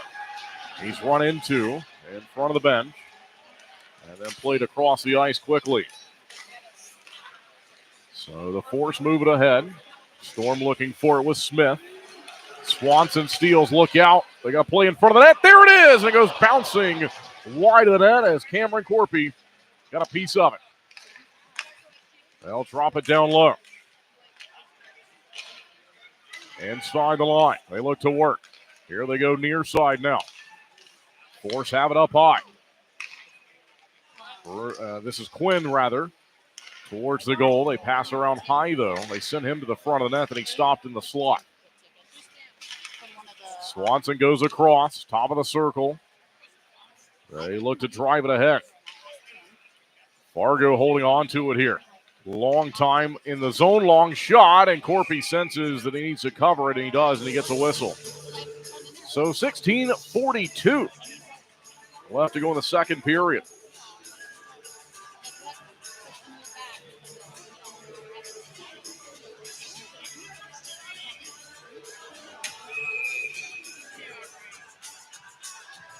It's been all 5-on-5 so far, except for one penalty that was called for too many men on the ice at 16:12 of the first period. Fargo scored on that power play. Storm's penalty kills 0 for 1. And they have not yet had a chance on a pump and pantry power play. Here's Cambriere. Off the glass it goes. They lift it high through the neutral zone. And it's down and played ahead by the Force. They look to go ahead with it. Here's Lee Parks up the wing trying to find Fisher on a pass. Michael Estarza scored at 17:24 the first period. They move it around the zone. Far side corner. They got room. Now they go in front, and that's detected well. Did not make it to Cameron Corpy. Tri-City has Briere up the left wing. Shooting a long one. Save made by Hampton Slukensky. He's the goaltender tonight. Anton Castro the backup. It's down. Briere across trying to find Lacroix. Instead he goes way across the rink, and they miss the pass. Kinsman swats at it. Gives to Lastarza, though.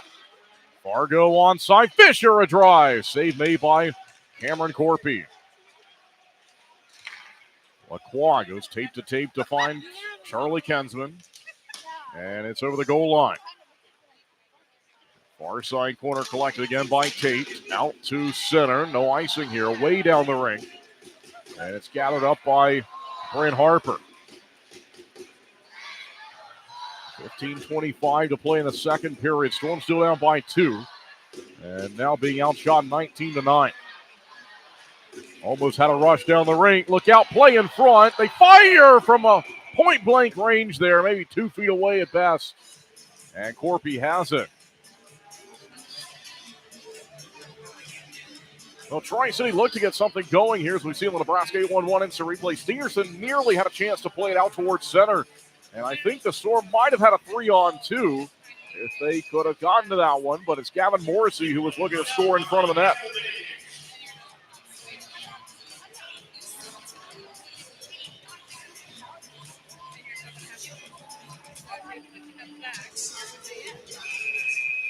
False start on the face-off. They'll look to do it again here.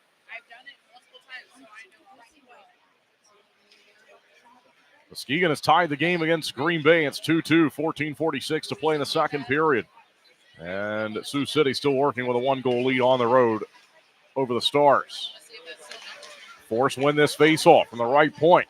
They'll take it down low with Tate Taylor in front of the goal looking for a centering play. Wasn't there, though. Up top. Left circle, Davatella open, drags around Beatty. They throw it in front again, and the Storm will find it. Not out of the zone, though. Chance down low. A center taken away briefly by Tri-City. Now they look to clear it out to the blue line. Steenerson skating ahead as McLaughlin's run into by Nick Rukanakis. So he goes back down and behind the Storm net. Long pass from McEwen as he was looking to stretch it up the rink to Steenerson. Should be offside here from Fargo. They look to play it safe and go back out to center. Kicked out by McEwen. Over the line. There it is, offside. So 14:22 left to go in the second period, and the Storm still down by 2. Media timeout. We'll be right back. REO Speedwagon, live in concert. June 18th at Viero Center. Special guest, Night Ranger. All those legendary hits. In concert. REO Speedwagon. Tickets on sale now at carneyevents.net. June 18th at Viero Center.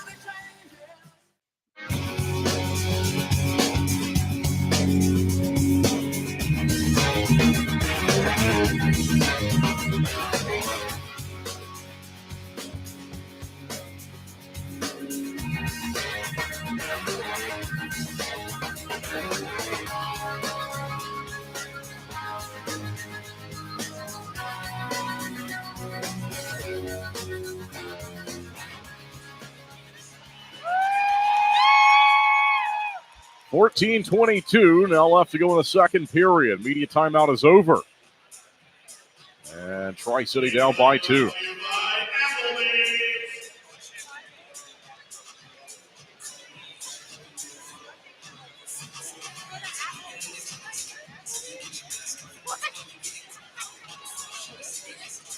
And here in the building, we see an up-close look at Cameron Corpy, the Storm's netminder.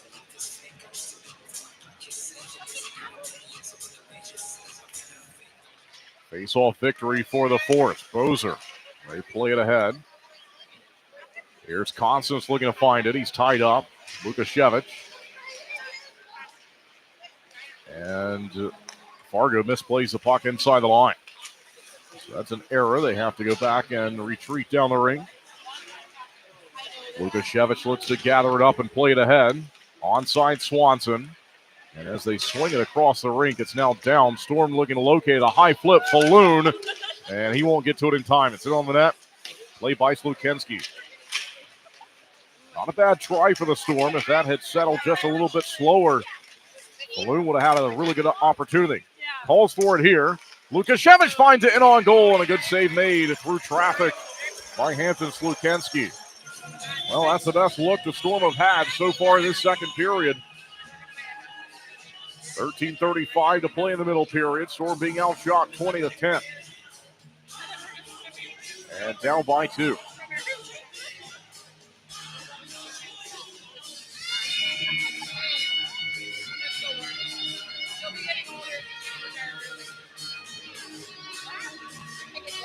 Nolan Rowe to the face-off circle, near side from our vantage point. Wins it to Constance, loads up, shoots a long one, and it's caught by Slukenski. Lepa pushing Rowe there in the crease. So they reset, they'll do it again here. It's Cooper Simpson, Nolan Rowe, Jake Rossi on the ice at forward, Seth Constance and Sean McEwen on the ice at defense. And this time it's one away from Rowe to the Storm. It goes into the corner and out towards center. Fargo looks to play it ahead, and they will. Here they come with Hakkarainen. Off the left wing, Davitello looking for it. Back behind the goal, goes way around the rink. And looked like Rossi got tied up, went down. Storm to it. Seth Constance has plenty of room to work. They flip it out to center, and it's turned the other way by Fargo. Hakkarainen knocked down. They have it in front, though, and it's in on Corpy. Covers it, trying to get a whistle, and ended up letting it go back behind the nets. There's a hit from McEwen. Fargo's got it in front of the net. Look out here, it's in the air. Now it's down to the ice. No one has it. Still free, still loose. They fire, and Corpy makes a save. Corpy gets tied up, and now we got a penalty called. Here comes Hakkarainen flying back in. It was Lepa that got tied up. I think he got a shove from Corpy. And the Storm had, we'll see it here on the Nebraska 1-on-1 instant replay. Yeah, Corpy just went right after Lepa. And then Constance launched on the back of him. And there was contact made. Lepa gets a penalty. And so far, the only door open is for the Fargo Force.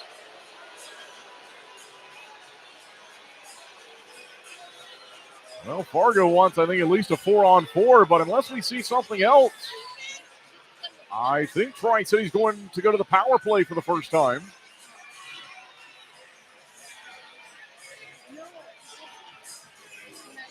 McEwen's out there speaking with one of the two refs. You see it from up above, the Eagle Eye truck repair camera.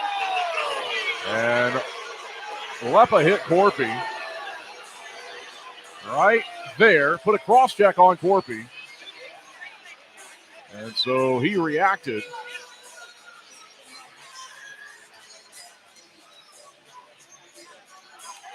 No penalty on the board yet, and now they will give a Storm a penalty. I think to Corpy as Simpson's going off.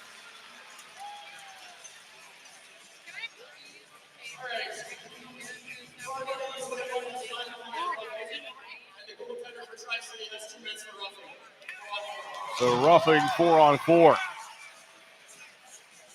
They have the two referees mic'd up tonight, which is great.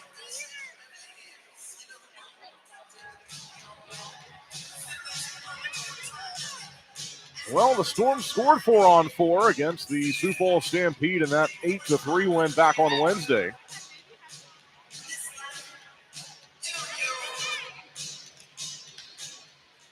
And here we go. So they have the 2:21 showing here on the board with Simpson serving the penalty to Corpy.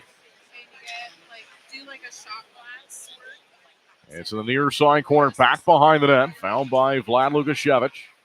And they'll move it around to find Kensman. Kensman back to Lukashevich. He has room to work. And he'll slowly survey the ice and look for a good option up the rink. They go across now. And they could not get onside. So they call this back to the blue line. 12:08 left to go in the second period.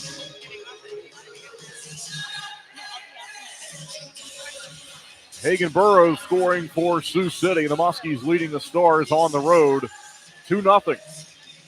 At 5:10 of the second period. Green Bay leading Muskegon by a goal at 3-2. No score between Youngstown and Dubuque. On the out-of-town scoreboard report. And this series will take a break tomorrow. Back in action on Monday, 7:05, the time of the puck drop.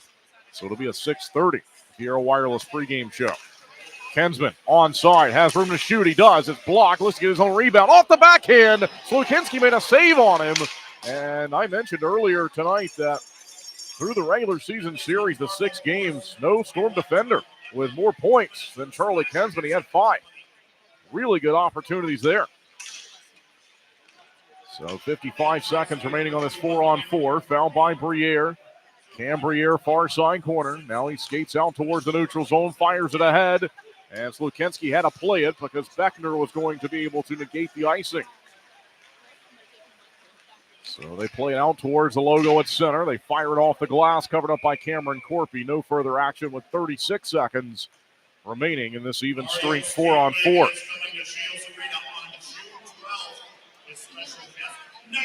So roughing, and they called Lepa for slashing, by the way. They score him as slashing at 7:20. So they have the 7:20, the time of the 2-minute penalties, roughing to Corpy and slashing to Lepa.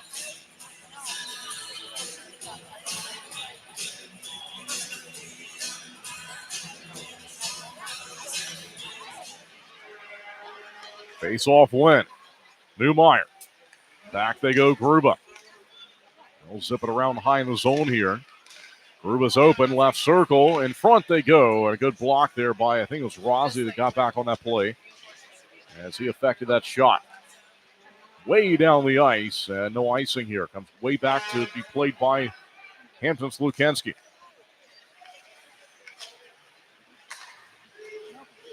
They They move it onside. They fire across. Look out. Chance down low. They look to center, and they couldn't do it. Now they do it on goal. Corpy has it. And they give the call 5-on-5. That was to Fisher, who loaded up and drilled one towards Cameron Corpy. He was ready for it.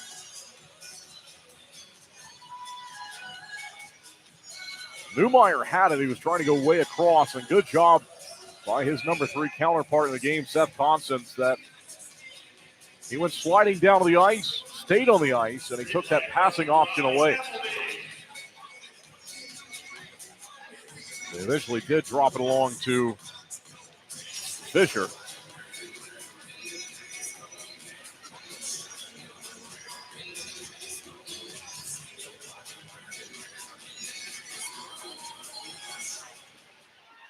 Face-off win for the Storm. Here they go with Falloon through the neutral zone. They'll flip it ahead.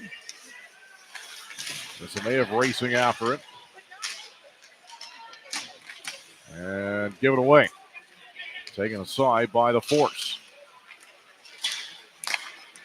Snapping across on the pass. And from center, Quinn looking for it. And Corpy's able to shove it along back behind his net. Storm located with Leyland. Bodie Leyland lifts it ahead. Force steer it back the other direction. 3 seconds away from the halfway point of the hockey game. Storm now down by 2. And we continue on. Maybe a 3-on-2 in from center. They're onside. Balloon with Smith and Nizimayev taken away, though, by the Force. Here they come. Off the wing for Peter Cesar. Open up top is Morrissey. Cesar keeps it, shoots a long one, and a save made by Corpy. Media timeout, 9:38 left to go in the second period. Storm still down by 2. We'll be right back. We'll get you going in the morning, yeah, we're here for you.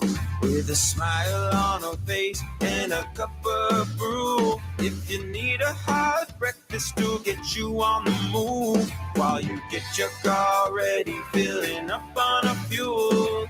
Pump up your day at Pumpin' Pantry. Pump up your day at Pumpin' Pantry. Pumpin' Pantry. Hello, this is Charlie Kinsman, and you're listening to Storm Radio.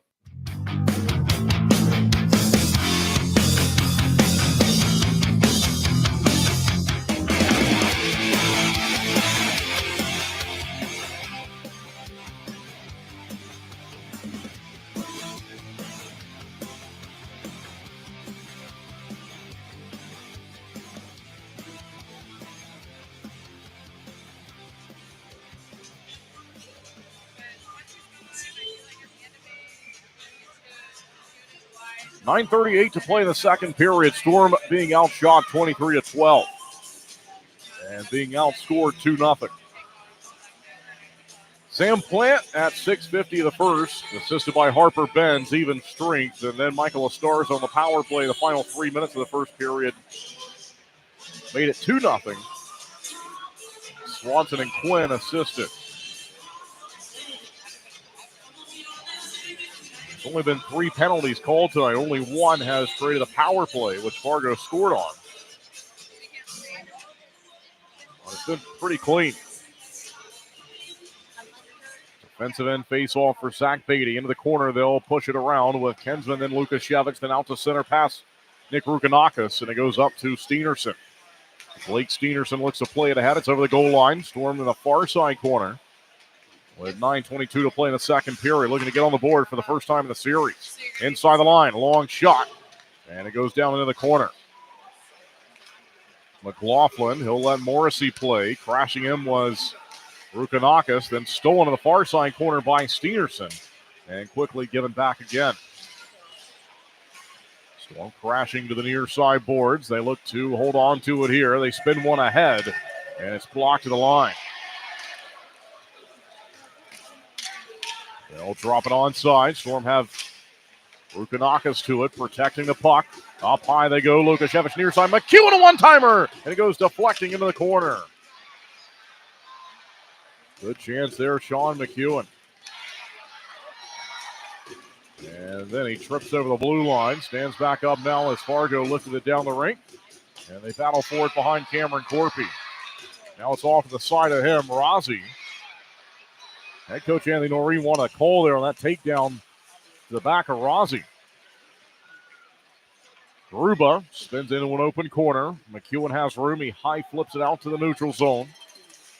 Played by Leo Gruba. He's out there with Michael Newmeyer. Storm go ahead with Posthumous, and they feed a play up the ring. Nolan Road in search of it. Just along the red line, played ahead by McEwen, delayed offside. Now Fargo to it. And they give it right to Beckner coming off the bench on a line change. Owen Beckner with some speed. Fires, rebound, and a glove save made by Slukensky.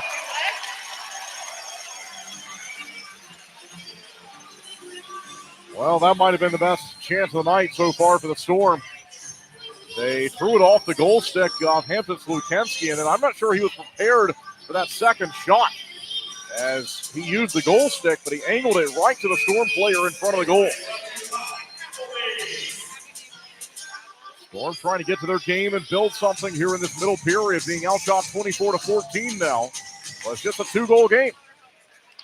And a really good look there. Fargo, now they stretch it way up the ring. Went by Plant.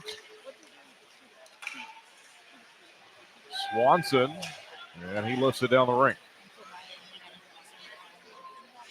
Corpy looks to play it in the corner. They do that with 7:18 to play in the second period. We're back here on Monday night for Game 2 of this best-of-5 series. And so it's best of 5 the rest of the way here in the Clark Cup playoffs once you move through that opening round, as Tri-City did. And a victory over Sioux Falls back on Wednesday, 8-3 the final. Fargo is off as they got a bye along with Sioux City. Briere plays across to Harper. Harper settles, and he goes to Beckner. They chip it ahead. Into the corner. And Smith. He looks for to the top of the near side circle. Finds it, looks for Briere. Briere tries to center it here. It's still with Cam Briere. Turns, fires in front. It's blocked. Did not make it to the netminder. And here they go with Michael Quinn. And they'll put it deep and get a full 5-player change. So the Storm look to go up to the far side. Kept on side by Smith, and it goes back to Newmeyer. And Fargo drags it through center. The force play it ahead. Down behind the goal of Corpy. Looks on over the left shoulder now. Found by McEwen, not out of the zone. Force set up here. 5-on-5. Gruba shooting a long one. Save made. Rebounds there. They pass it across. Flying was Corpy way across the crease. Storm take it though. Onside, Smith in front. Shoot, scores! 2-1. Ryan Smith.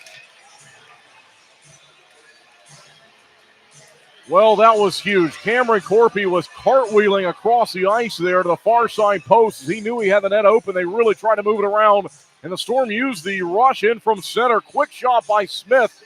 He took no time to think about it. He just looked up, shot it, and it goes. And so the Storm down by a goal. 5:46 left to play in the second period.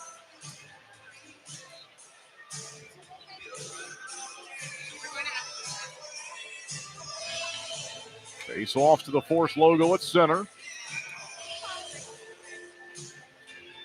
The first of the postseason for Smith. He centers the top line tonight. And 24 goals in the regular season. That was second only to Trevor Conley, who netted 31. Of course, Conley's not with the team as he is competing for USA at the Under-18 World Championships. Here we go again from center. Played ahead by Nick Rukanakis. He battles for it. And back out to the neutral zone. Storm lose possession there. Backpedaling is Kensman. And Lukashevich comes across to help him out, but it's offside called against Fargo. 5:16 to play in the second period. And the Storm on the board here. Brian Smith from Artemides Zemaev at 14-14 of the middle period.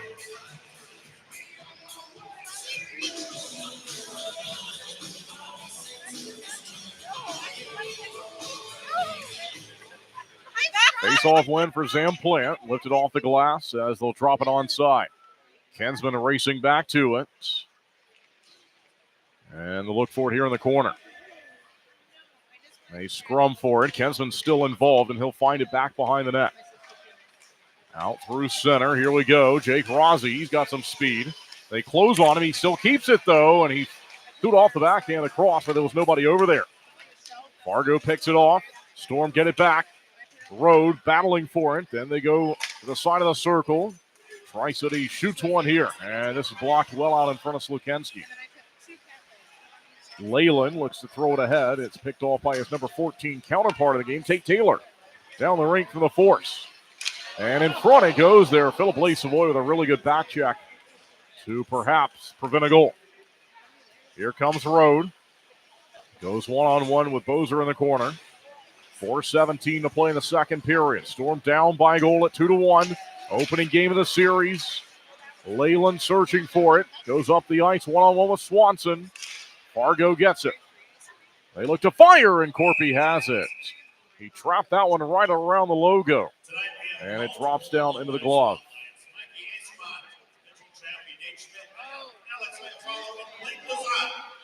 Lincoln's on the board against Sioux City. The Stars down by one on home ice. 7 minutes to play in the second period. Green Bay leading Muskegon by a goal at 3-2. And still no score with Youngstown and Dubuque. 5:24 left to go in the first period.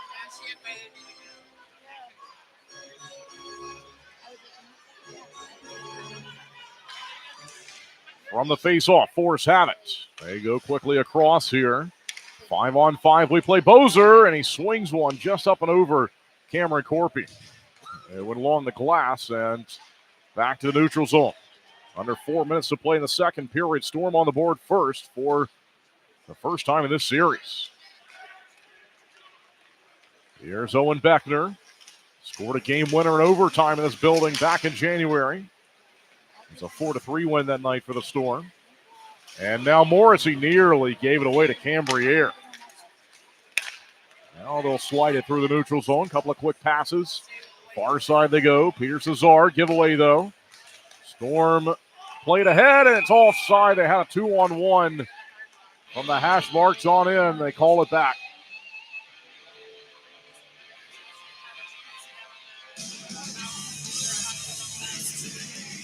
All right, so they'll regroup outside the attacking area. 3:18 to play in the period. We heard part one of the interview from the Doug and Daddy Show back on Thursday during the first intermission break. Second intermission break will be the second part of that interview with Storm head coach Anthony Noreen.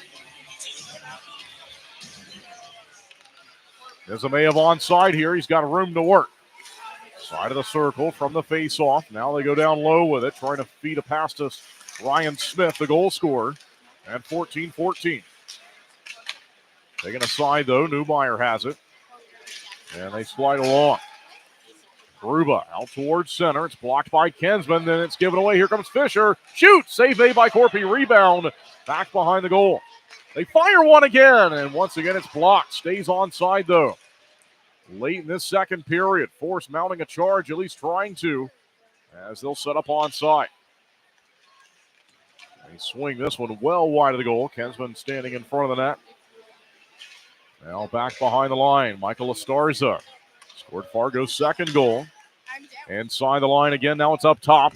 They pass it quickly. Gruba, Fisher, long shot, and Cameron Corpy makes the save.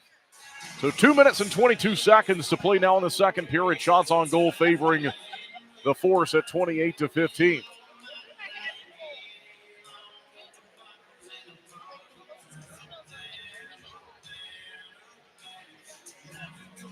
Storm won the most recent meeting on March the 17th. Final score was 6-2. They lost a game the previous night at 4-3 in a shootout, but the first game of that series in Kearney back in March, Storm won it 8-3.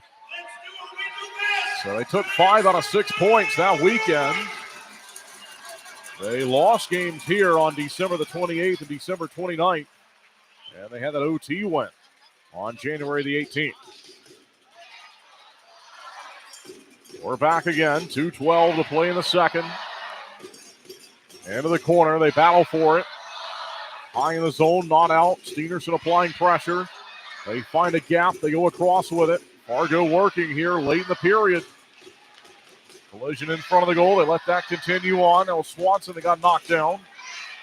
And this is out to center, way out to center, and a penalty's called. So Swanson's knocked down from behind, and the penalty will be assessed to Brent Harper. 1:43 left to go in the second period, and the Storm able to get on the board, and now they will need a big penalty kill. They're 0 for 1 tonight as Harper skates away to the Integrated Security Solutions hot box.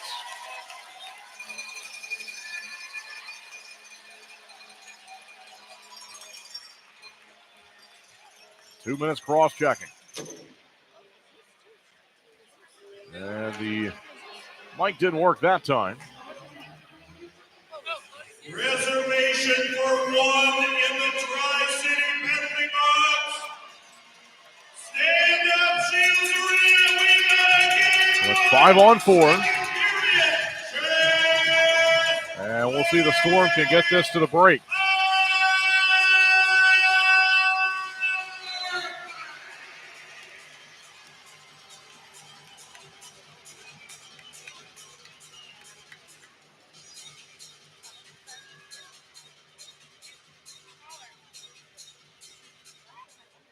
Storm with the fourth best penalty kill in the postseason so far.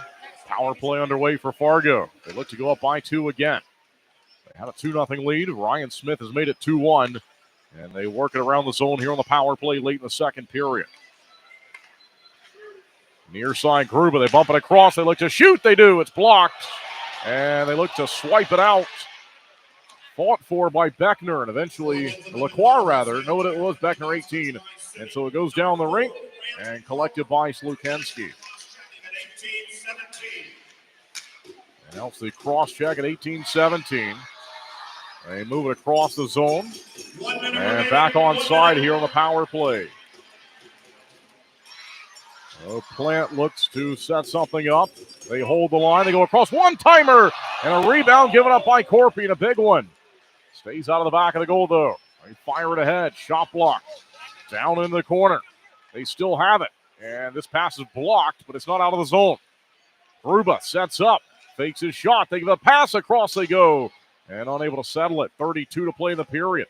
48 left to go in the power play. Slap shot. And Cameron Corpy deals with this one. Makes a save and forces the play down behind the net. From the near side, 22 seconds remaining in the second period. They'll carry back behind the goal. They go across, up top. One-timer goes screaming high, and it's off the back of the goal. Constance has room. Constance clears. And that should get us to the break. 5 seconds left in the period. Fargo looking to snap it up the ice. It's an on goal. Corpy swats at it, and the buzzer goes.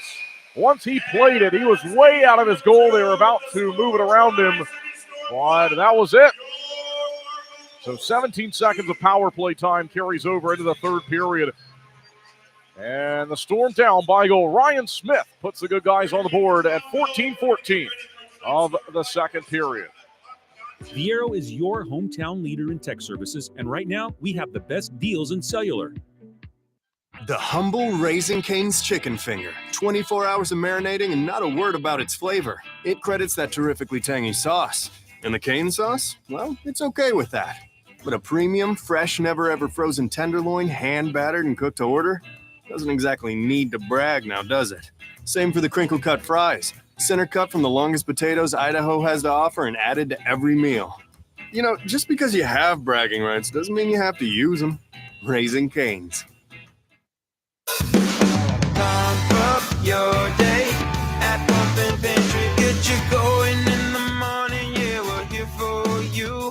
With a smile on our face and a cup of brew. If you need a hot breakfast to get you on the move. Pump up your day at Pumpin' Pantry. Pump up your day at Pumpin' Pantry. Pumpin' Pantry. My husband and I love to live in Nebraska. It's the good life. We always vacation here. Love those Nebraska state parks. We love to eat here. Where are you going to get a better steak? And we love to play here, especially Nebraska Pick 5 from the Nebraska Lottery. It has a $50,000 starting jackpot, drawing 7 days a week, and all the proceeds go back to our state. Hey, honey, this weekend, let's buy some Nebraska Pick 5 tickets, go to a state park, and grill some steaks. Like our first date. I'm no amateur. Top prize odds 1 in 501,000. Don't ignore the law. You must call 811 at least 2 to 3 days before any digging project so you can avoid hitting our essential buried utilities. For digging projects big or small, make the call to 811. Brought to you by Nebraska 811.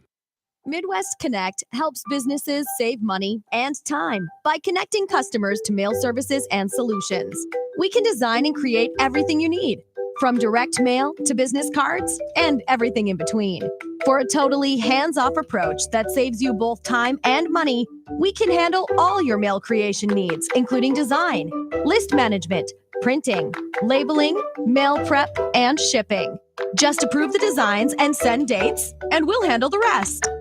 If you need a delivery partner, we provide mail prep and packaging, labeling, and shipping options through FedEx, UPS, and USPS. Does your company have the resources to bring your mailroom operations in-house? We'll connect you with purchase and leasing options for solutions, including mailing systems, tabbers, labelers, folders and inserters, address printing systems, and software to maximize your efficiency. We'll help you connect effectively with your customers because we're more than just mail. We're a business partner here to help you strengthen your connection to current clients and connect with new customers to grow your business.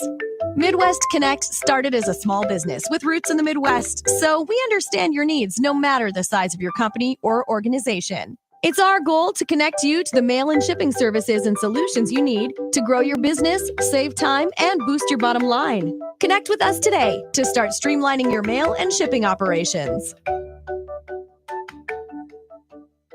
Kearney, Nebraska is the getaway you never knew you needed. With comfortable, premium lodging, eclectic shopping, and a variety of locally owned craft food and drink options, Kearney has something for everyone.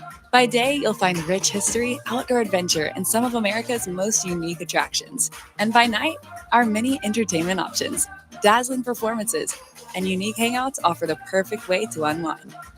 Visit Kearney. It's so much more than just in the middle. We're talking with Anthony Noreen, head coach of the Storm. All right, you dropped the first two to them, and then the last four, you're 3-0-1 against Fargo. They're not going to be taking you lightly. I mean, you're the team that's given them more trouble than probably anybody else. What is our scouting report for the first weekend? Yeah, I mean, listen, I'm sure they're licking their chops because it's us, and they're probably heightened because of what happened when they came here. Obviously, it's always difficult on the road. They're going to get the last change. They're going to get the matchups they want. They've been preparing for us for a week and a half, in us or Sioux Falls. And I'm sure they'll be ready. We're going to have to be able to stand in there, and I know they're going to have a good push. We're going to have to be able to stand in there early, and we're going to have to get to our game. And again, we should have confidence that when we get to our game, we can play with anybody. But it's a team you just can't ever take the foot off the gas. You just can't ever let the legs or the brain go to sleep because they'll make you pay. And as evidenced by their record this year, again, you look at most teams as a whole, maybe they're not their goaltending or their D or their forwards or power play or penalty kill. There's not a hole on this team, which to me is good. To me, it is in preparing your guys, that we need to be at our absolute best just to have a chance. But again, there's a reason it's a series. We'll make our, some small adjustments as it goes. But we should have confidence. We should know that we're capable, and again, we just got to believe in each other. All right, Anthony Noreen with us here. How much during this day and a half and on the bus, do you have to continue to do some work for Miami of Ohio? Yeah, I mean it's a balance of both, for sure. Obviously, fully engaged and totally, into what we're doing here in Tri-City. And not for a moment have I not been.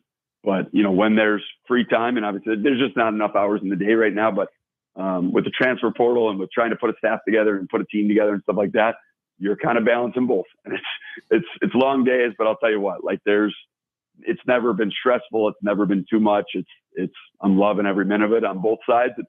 To be able to have another run here in Tri-City is, again, it would have been very easy to just be done and, hey, move on. But that's not what any of us wanted. We want to keep this thing going as long as possible. And we want to, again, we just bought ourselves another week around each other.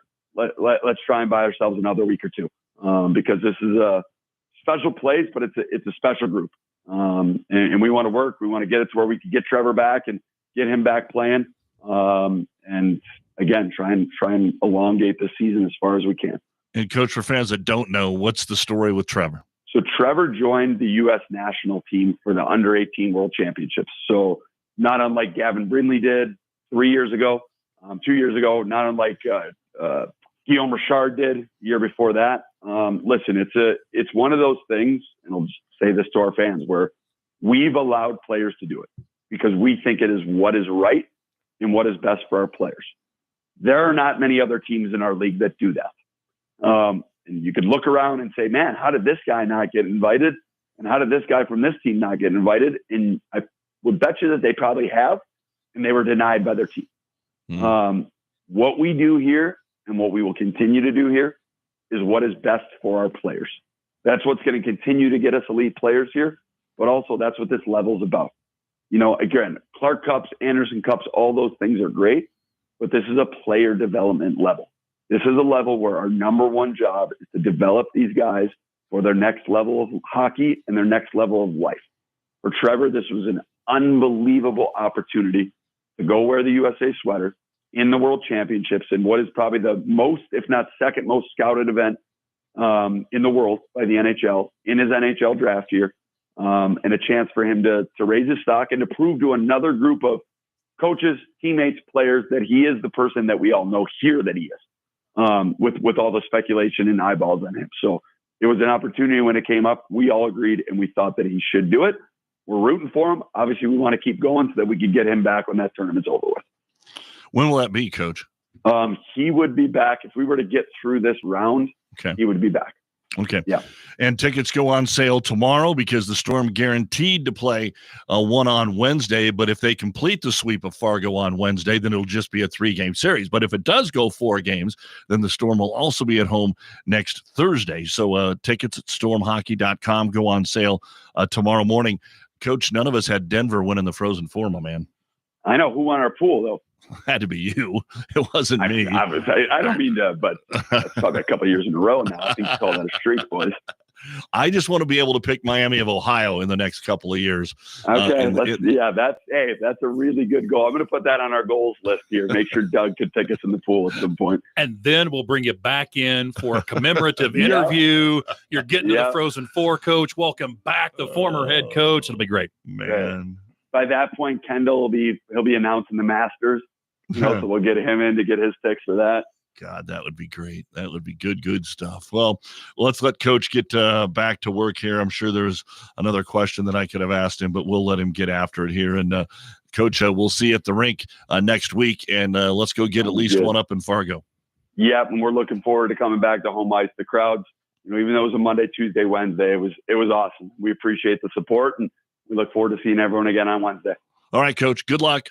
All right. Thanks, guys. Anthony Noreen, the head coach of your Tri-City Storm. And I mentioned it yesterday. I said, if you can't get out, and because there was nothing really going on last night, for the most part, from an athletic standpoint, and go out and, but again, it's something that I mentioned this yesterday with Jimmy Brandon. I said, it's just what it is. I mean, you get your tickets, kind of some corporate tickets, and hand it out to everybody. Well, that's not the way it works in the playoffs. It's up again. And so you don't see as big a crowds. Although when these guys were playing for the championship, they were shoehorning them in there a few years ago. So, it was a light crowd, but boisterous, I believe would be a good word. There's still the cowbells. There's still pounding on the glass. There's still noise. You still can get the vibe in there. Now, that's not 3,500, 4,000 fans, but the ones that are there, letting them know that they're there. To use the old Daryl Morris line, a raucous crowd. And hey, there's always the thought, if you can't be an athlete, be an athletic supporter. Doug and Daddy Show, right? They understand your health goals and interests. More importantly, they see you for you. That's the power of being well matched with a primary care provider. Find yours at CHI Health Clinic's myprovidermatch.com. Tender, juicy chicken made to order. Crispy bacon, melted Swiss cheese, and fresh lettuce and tomato. Available fried or grilled only at Freddy's. Meet America's new favorite chicken sandwich. Order at Freddy's.com or on your Freddy's app. This is Vlad Lukashevich. Thank you for listening to tonight's game on Storm Radio. Offering a unique shopping experience through a perfect mixture of locally owned and chain stores, we provide something for everyone. Shop Hilltop Mall and evolve your style today. Midwest Connect helps businesses save money and time by connecting customers to mail services and solutions. We can design and create everything you need, from direct mail to business cards and everything in between. For a totally hands-off approach that saves you both time and money, we can handle all your mail creation needs, including design, list management, printing, labeling, mail prep, and shipping. Just approve the designs and send dates, and we'll handle the rest. If you need a delivery partner, we provide mail prep and packaging, labeling, and shipping options through FedEx, UPS, and USPS. Does your company have the resources to bring your mailroom operations in-house? We'll connect you with purchase and leasing options for solutions, including mailing systems, tabbers, labelers, folders and inserters, address printing systems, and software to maximize your efficiency. We'll help you connect effectively with your customers because we're more than just mail. We're a business partner here to help you strengthen your connection to current clients and connect with new customers to grow your business. Midwest Connect started as a small business with roots in the Midwest, so we understand your needs no matter the size of your company or organization. It's our goal to connect you to the mail and shipping services and solutions you need to grow your business, save time, and boost your bottom line. Connect with us today to start streamlining your mail and shipping operations. This is Owen Beckner. Thank you for listening to tonight's game on Storm Radio. Don't ignore the law. You must call 811 at least 2 to 3 days before any digging project so you can avoid hitting our essential buried utilities. For digging projects big or small, make the call to 811. Brought to you by Nebraska 811. My husband and I love to live in Nebraska. It's the good life. We always vacation here. Love those Nebraska state parks. We love to eat here. Where are you going to get a better steak? And we love to play here, especially Nebraska Pick 5 from the Nebraska Lottery. It has a $50,000 starting jackpot, drawing 7 days a week, and all the proceeds go back to our state. Hey, honey, this weekend, let's buy some Nebraska Pick 5 tickets, go to a state park, and grill some steaks. Like our first date. I'm no amateur. Top prize odds 1 in 501,000. Pump up your day at Pumpin' Pantry. Get you going in the morning. Yeah, we're here for you with a smile on our face and a cup of brew. If you need a hot breakfast to get you on the move, pump up your day at Pumpin' Pantry. Pump up your day at Pumpin' Pantry. Pumpin' Pantry. The humble Raising Cane's chicken finger. 24 hours of marinating and not a word about its flavor. It credits that terrifically tangy sauce. And the cane sauce? Well, it's okay with that. But a premium, fresh, never-ever frozen tenderloin, hand-battered and cooked to order? Doesn't exactly need to brag now, does it? Same for the crinkle-cut fries. Center cut from the longest potatoes Idaho has to offer and added to every meal. You know, just because you have bragging rights doesn't mean you have to use them. Raising Cane's. Hi, this is Dallas View. Thank you for listening to tonight's game on Storm Radio. Dreaming of custom furniture, but you think high prices, sales pressure, and waiting for months and months? Come to Slumberland and design your way. Quick and easy, with no extra cost. First, pick your piece. Lots of styles, clearly marked. Next, pick your fabric. There's no extra charge here. Then get it quick. Our orders are made fast. Plus, all custom furniture is on sale. Design your way, only at Slumberland Furniture. Kearney, Nebraska is the getaway you never knew you needed. With comfortable, premium lodging, eclectic shopping, and a variety of locally owned craft food and drink options, Kearney has something for everyone. By day, you'll find rich history, outdoor adventure, and some of America's most unique attractions. And by night, our many entertainment options, dazzling performances, and unique hangouts offer the perfect way to unwind. Visit Kearney.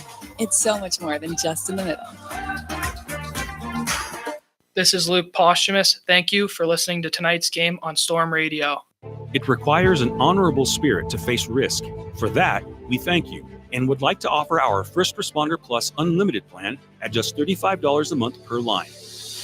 First Responder Plus gives coverage everywhere you need it, 24/7 network access, maximum security comms, and the Viero network that's designed to be every bit as resilient as you are. Your family can get special discounts too. For more information, stop into your local Viero store today.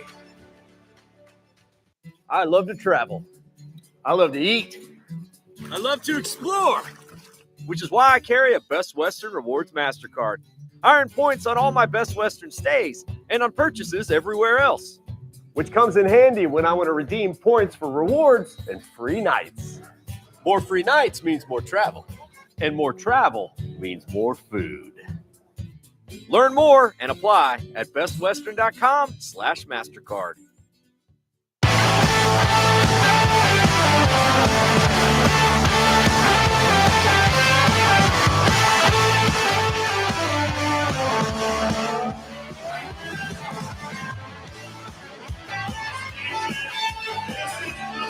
Welcome back inside Shields Arena for the third period. The Hilltop Mall third period on Flow Hockey and Storm Radio. The two teams have returned. They switched into the rink, and Tri-City will be attacking right to left. They have 17 seconds of a cross-checking minor to Grant Harper to kill off to begin the period. Storm being outshot 32-15, but down by a goal at 2-1.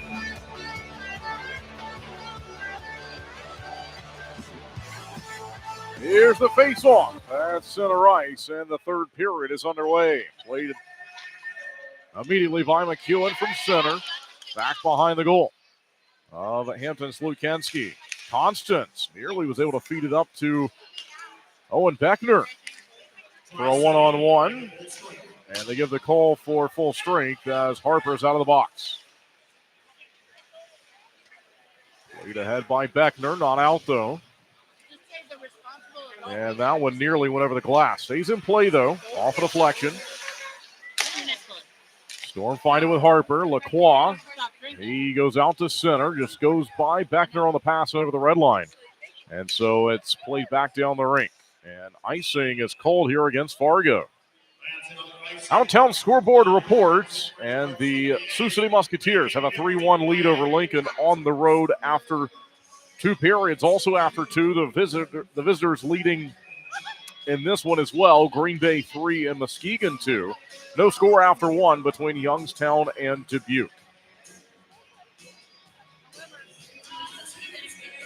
Ryan Smith has the Storm's only goal, 14-14 of the second period. They'll look for it here from the faceoff. Far side, and then it's played by the Force, but they ice it again. And there's the whistle. So 55 seconds have gone by here in the third period. Another offensive end faceoff coming up for the Storm. And we'll see what they can do with it.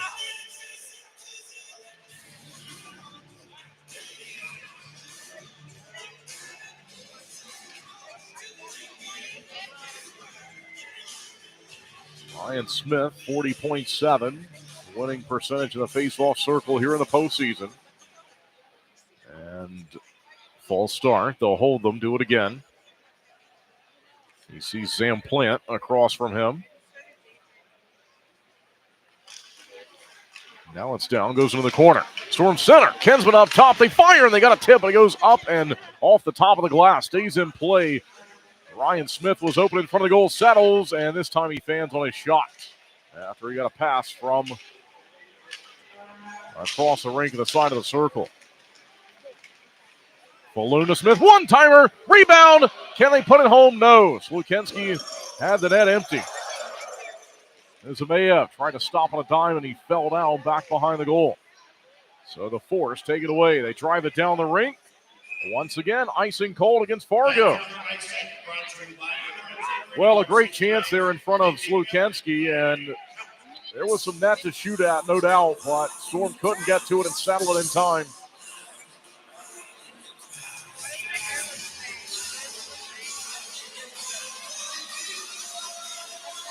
Nolan Road, left circle face-off.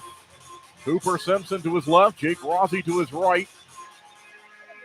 And it's into the corner, one away from it. Fargo lifts it out of play. Another stoppage with 18:24 left to go now in this third period. Well, the Storm overall the last 5 years, 20-10, 2-1, the record head-to-head against the Fargo Force. They have won 13 of the last 17 played in Kearney at the Viero Center. And, of course, that's where Wednesday's game will be, game number 3 of this best-of-5 series. Tickets available right now at stormhockey.com. 7:05, the time of the puck drop. Game 4, if necessary, will be played the next night on Thursday. As we'll have Western Conference semifinal action. And Kearney coming up next week. Down the rink, Blaze Savoy pressure to him. Harper races over to find the puck as they look to take it away. It's chopped at just along the center ice red line. Looking for it was Rossi. He's out there with Simpson and Rode. Force onside, Fisher. To the point, shot, glove save, Cameron Corpy.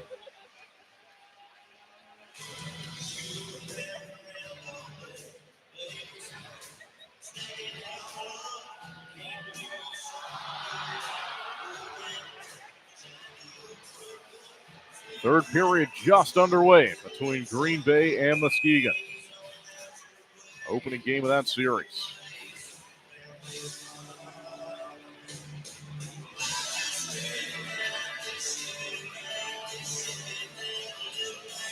Nolan Road in the circle. Constance McEwen on the ice at defense. Simpson and Rossi out there. And this faceoff is won by Fargo from the right point. Gruba towards the goal. And they got a tip, and it goes wide into the corner. Back behind the net. Corpy looks on over the right shoulder. Now they push it further in the zone. Back down behind the goal line. They look to center. They had a play, an option. They couldn't move it across the rink. And then a couple of Storm players run into each other. And Rossi and Simpson going for the same space. Fargo looks to center it. They're back onside. Inside the line, Gruba. They move it along. Long shot. Rebound's given up. And they fire ahead. Blocked. Rebound again. And Corpy sees it and covers it. As they were looking to knock it in back behind the goal. Force have a player slip down to the ice and rise now in Merrill Stenari, Colorado College commit.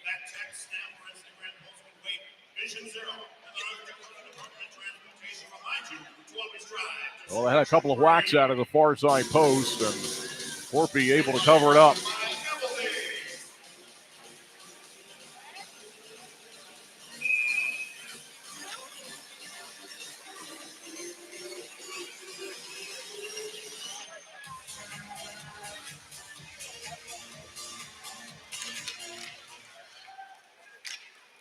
From the face-off, Storm have it with Kensman. They play out towards the neutral zone. It goes ahead, still with Kensman here. Good move. Smith, he's looking for it, finds it, fires! And a save made by Hampton Slukensky on Ryan Smith to deny him his second goal of the night, second goal of the series.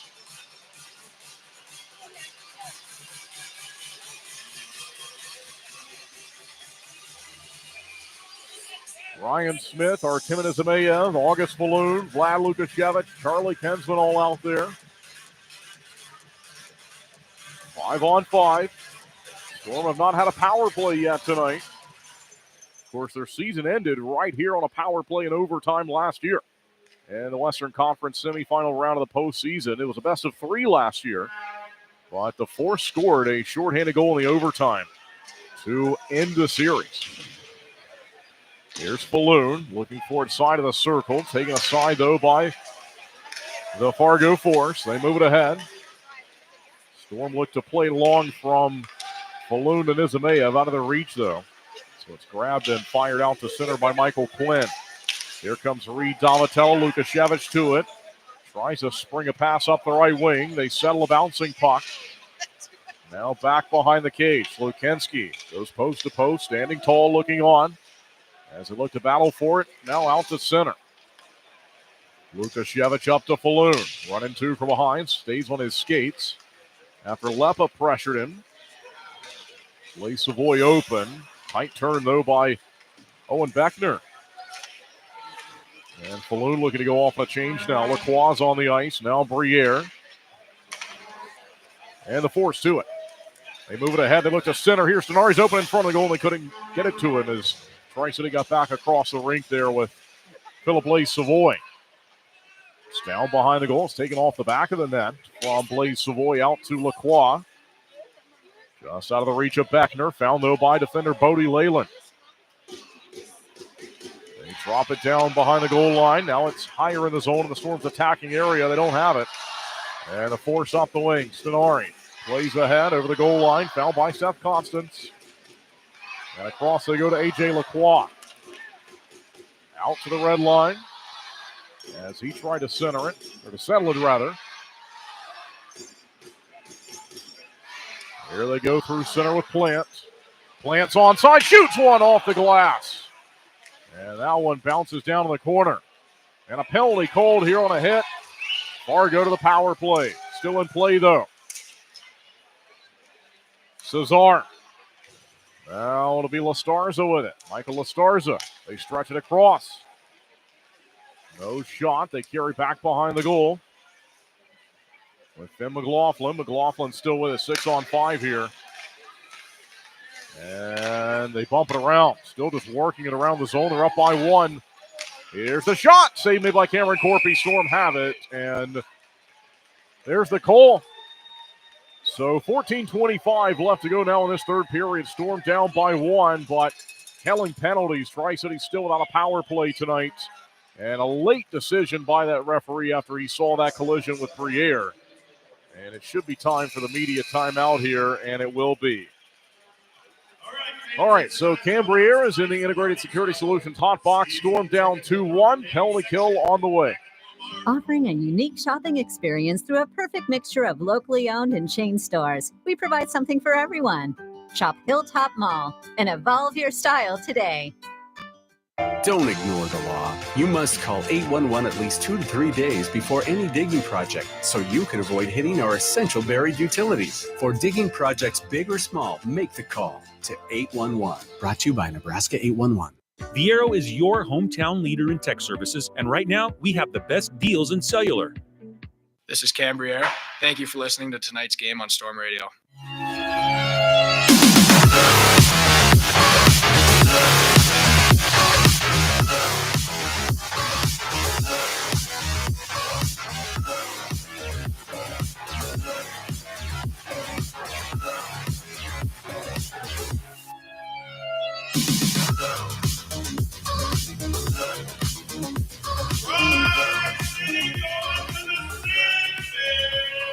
And so we're back following the opening media timeout of the Hilltop Mall third period. Tri-City on the penalty kill. Ryan Smith, Philip Blaze Savoy, August Falloon. As Cam Briere's in the box. And Vlad Lukashevich also out there. Fargo possesses it. They'll pass around up top. Now they go down behind the goal. They'll work from beneath the line. Now it's back down there with Swanson. They go quickly across. Back again. Up high, Michael Quinn across. One-timer goes wide of the goal from Leo Gruba. And it's out of the zone, and it's collected by Miami, Ohio commit Michael Quinn. And the defensive end. Out to the red line. Here's Sam Plant. Plant opened the scoring in this game and this series at 6:50 of the first period. Near side they go. They go across. They fire and score. Wide open Lastarza. And it's a 2-goal game again. 3-1. And eerily similar to Lastarza's power play goal under 3 minutes to play in the first period. Storm just could not handle that seam pass. And in it goes. 3-1, 13:43 left to go in the third.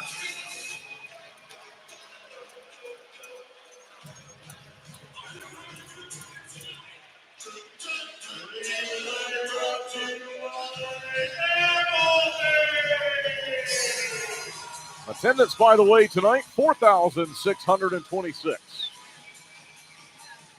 And so it's a large crowd on hand at Shields Arena to welcome this team into the postseason. Number 1 overall seed Fargo Forest. This is their first game of the playoffs. After sitting out the first round, they had a bye and did not have to face a best-of-3 series. They'll announce the goal now. They're back onside. Now it's out towards center.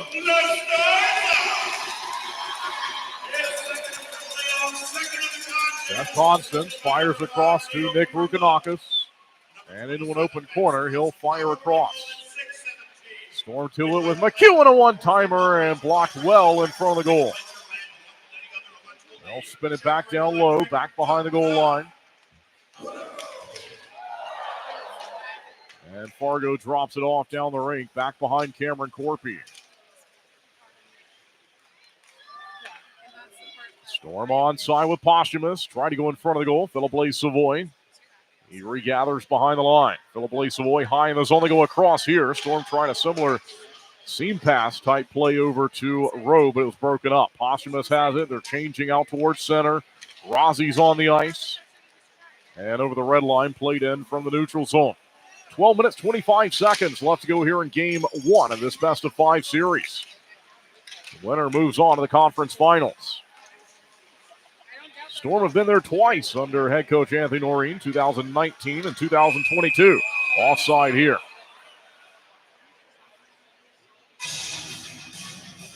Well, the Storm went down 3-1 in the third period at 13:22 of the final frame on January the 18th. They then responded with a goal about half a minute later from Nick Rukanakis. They found one on the power play in the final 3 minutes from Ryan Smith. And then they won the game on the power play in overtime. 39 seconds into the extra segment. And that was back on January 18th, the Storm's only win in this building earlier this season. They were down 3-1 in the third period. And that's what the score says now. Fargo looking to add one. They're back on side here. And it's Plant. They cycle it near side. Back behind the line. Swanson. And they leave it for Newmeyer. The defender goes all the way down in the corner. They center it in front. No one's there. And so the Storm able to play it out from Road to Rozzi. And then played ahead from Posthumous. Down behind the goal of Slukensky. Fargo builds speed back through the neutral zone. They put it onside. They make changes. Nizimeev's left out there at center. August Falloon also. Sean McEwen. He goes across to find Nizimeev. Here he is up the left wing. Moves into the corner with Falloon racing back behind.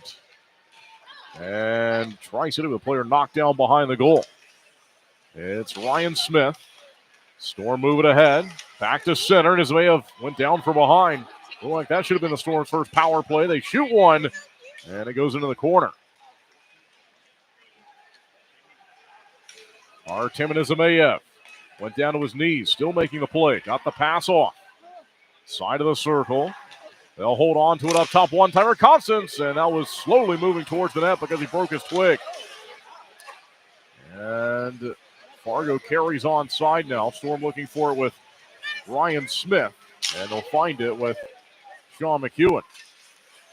So McEwen, he spins around, lost possession of it, tries to throw a hit in front of the bench. Balloon comes over to help him out as well. And now McEwen going at La Starza a few times. He's wrapped up with Smith, and they continue.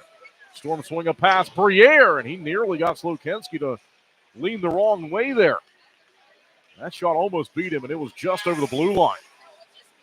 Blaze Savoy looking for the pocket center, found here by Owen Beckner. Beckner kicks it along. He's got A.J. Lacroix breaking in front of the goal. And Lacroix finds it here behind the goal line. Back behind the net. They'll zip it across the zone. Bodie Leyland. Leyland turns, shoots one. It's caught by Slukensky. 9:47 to play in the third period, and now we got problems developing in front of the goal. They'll pull everyone away quickly.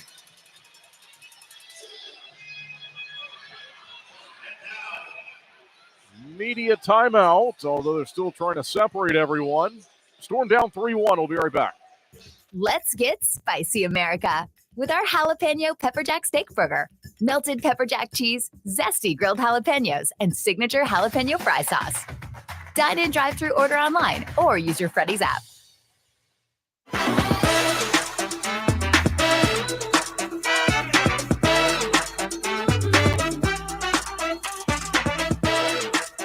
Stay 3 nights and get a $100 Best Western gift card. Book direct at bestwestern.com.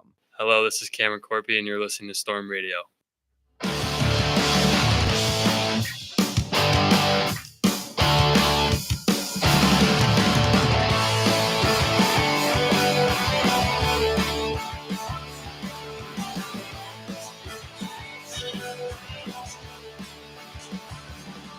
Storm down by 2, 3-1, 9:47 left to go. Opening game of a best-of-5 series, this Western Conference semifinal round. Tri-City with a best-of-3 series win in the opening round over the Sioux Falls Stampede to advance to play the Force here on the road this weekend. No game tomorrow, and then we're back in action here on Monday. Game 3 guaranteed. Viero Center at 7:05 on Wednesday. Tickets at stormhockey.com. You can also call the Viero Center box office during box office hours at 308-338-8144. They showed here in the building on that Hilltop Mall instant replay. We saw Nizimayev going down through the neutral zone. Storm without a power play tonight. Fargo's 2 for 3.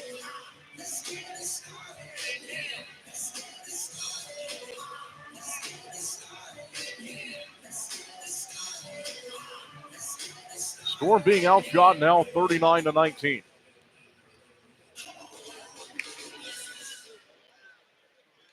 All start on the face-off. They'll hold everything. Storm were outshot 41-19 in that 4-3 overtime win here back in January on the 18th. Fargo guilty of icing. And so again, the Storm being outshot 39-19 now.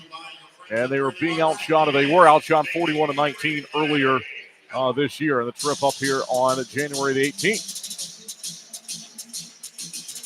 Sioux City leading Lincoln 3-1.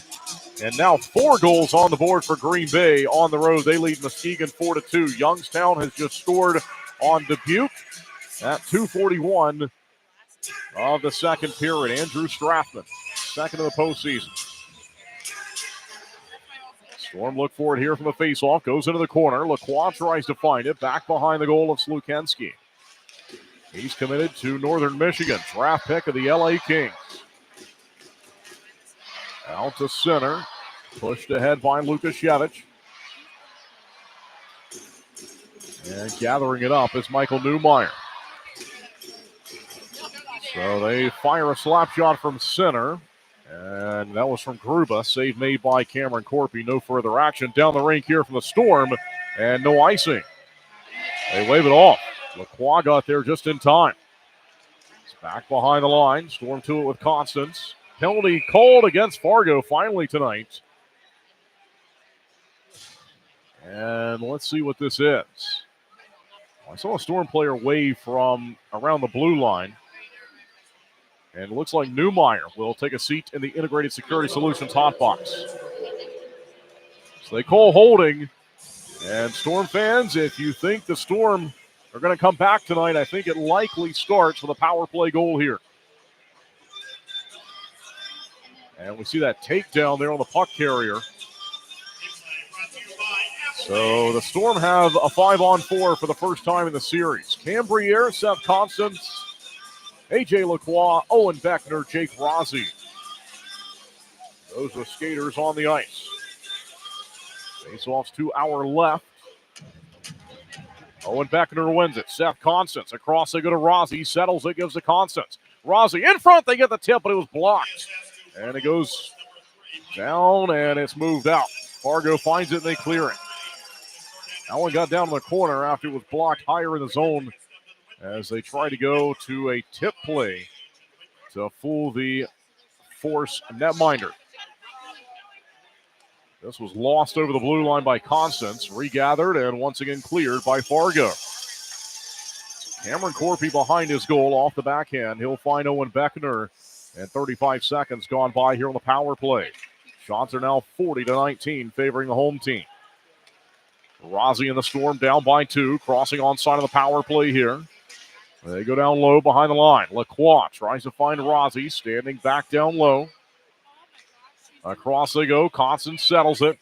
Cambriere shoots a long one, blocked. Goes to the far side corner again. This time Rozzi's there. Rozzi to Constance. Long shot, and a save made by Slukensky. Fargo finds it, and they clear it again here on the penalty kill. Just 47 seconds left for the Storm to work. And they'll make a change. So it's Lukashevich, Nizimeyev, Smith, Rode, and Falloon now on the ice for the power play. Rode, they cross onside. Nizimeyev looking for it in the near side corner. Rode crashing in. They go across the zone, bouncing puck. Smith settles it and taken away and moved down the ice again. 20 seconds left to go in the power play now. 7:15 to play in the third period. Tri-City on the road, game 1 of this best-of-5 series. Storm down 3-1. Ryan Smith, he's got the Storm's only goal tonight. Goes back to find Artur Nizimeyev. Newmeyer holding at 11:03. Storm center, and it was bouncing just back behind the net there. But the penalty is over. Newmeyer's out of the Integrated Security Solutions hot box. Pump and Pantry power play is ended. Back behind the goal goes Nizimeyev. He starts and stops. He gets it again from Falloon. And they look to center it here. And Nizimeyev still working. He's pressured across the rink. Now he turns.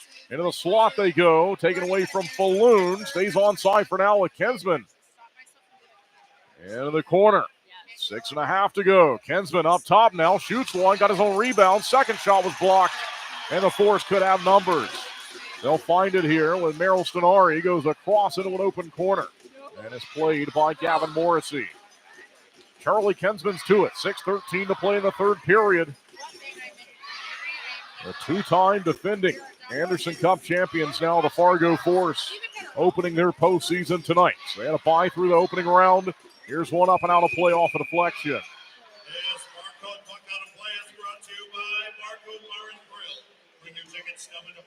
Muskegon has scored to make it 4-3. They are down by a goal with 9:43 left to go in the third in that one. Sioux City on the road, still leading Lincoln by 2 goals at 3-1. They had a 3-goal lead last night that nearly evaporated in the final few minutes, but they did win that game 3-2 in the end.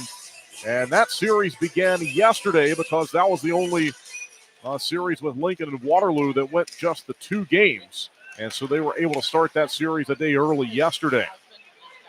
All the other ones getting underway tonight. Rukanakis finds Beatty. Beatty flips it in from the neutral zone. 5:45 left to go in regulation time. Down behind the line. Beatty goes up top to McEwen. Of course, the Storm, no strangers to overtime here in the postseason, as they play 2 of their first 3 games against Sioux Falls. Overtime hockey. Tri-City on home ice in game 2. They were just 1 shot away from being eliminated from the postseason. But Owen Beckner had other plans. And then a big win on Wednesday has put the Storm in this moment. And we have a call here. Swanson called back over the blue line for an offside. So 5:12 to play in the third period. We'll see how aggressive head coach Anthony Noreen wants to be with lifting Cameron Corpy. You would imagine that is on the way at some point.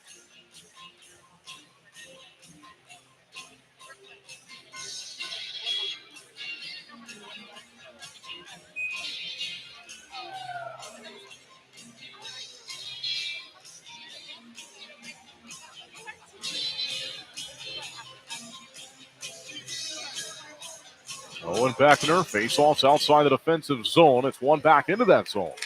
And then Tri-City looks to move it across the rink. They go way across to find Rozzi.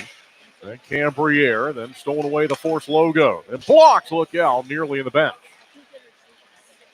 Here they come, Storm on side, and it's taken away from Briere, and I think maybe a call made here. I think a hand pass.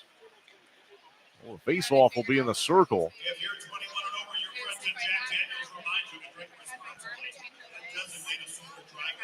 So offensive zone face-off for Tri-City with 4:55 left to play. know, sellout tonight. Here's Beckner, tries to win it back to Briere. It's down, and it's played by Leo Gruba. So Gruba in the force. They have it out towards the neutral zone. Storm look to go ahead with it. And it's blocked, nearly given away, but they'll pass it near side from Tavatella. And then it's put onside by Gruba. He retreats, goes to center for a change. 2-on-3 from center. Rozzi onside, now the zone fills. Bodie Leyland. They'll bump it around. Lukashevich turns, fires a long one, blocked. Only about 3 feet in front of him. So the Force reject that one. And it's chipped onside by Briere. 4:13 left to go. And period number 3. Storm down by 2, 3-1. Opening game of this series. Unlike last year, though, in this scenario, it's a best of 5, not a best of 3. So Tri-City guaranteed a home game in this series. And they can have another one on Thursday of next week also. Back behind the goal. That's the first, if necessary, game of the series. Storm look to stretch it up the rink. They can start to take some chances. Here's Falloon. Onside. And Fargo rejects it again. Back to center. Kensman plays it ahead. And it's whistled down along the blue line. Well, we'll have the postgame show for you after this one on Flow Hockey and Storm Radio. Storm Radio tonight is on YouTube as we have a broadcast booth type of a setup here. And we'll have that for you on Monday. Also on Monday, unfortunately, there'll be no Mixler just like tonight. And so we've had that issue over the years in this building. So we'll come back and do it again on YouTube for the audio version of the broadcast on Monday. Storm have taken a timeout. 3:38 left to play. We'll take one as well. We'll get you going in the morning, yeah, we're here for you.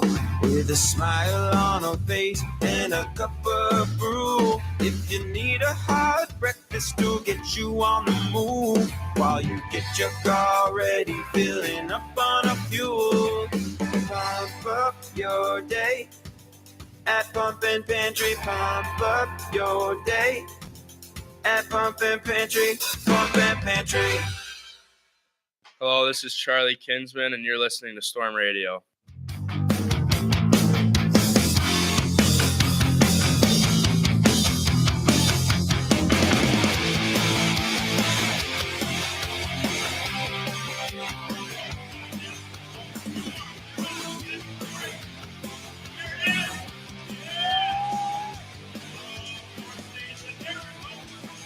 Timeout is over. Face off outside the attacking end. Storm down 3-1. 3:38 left.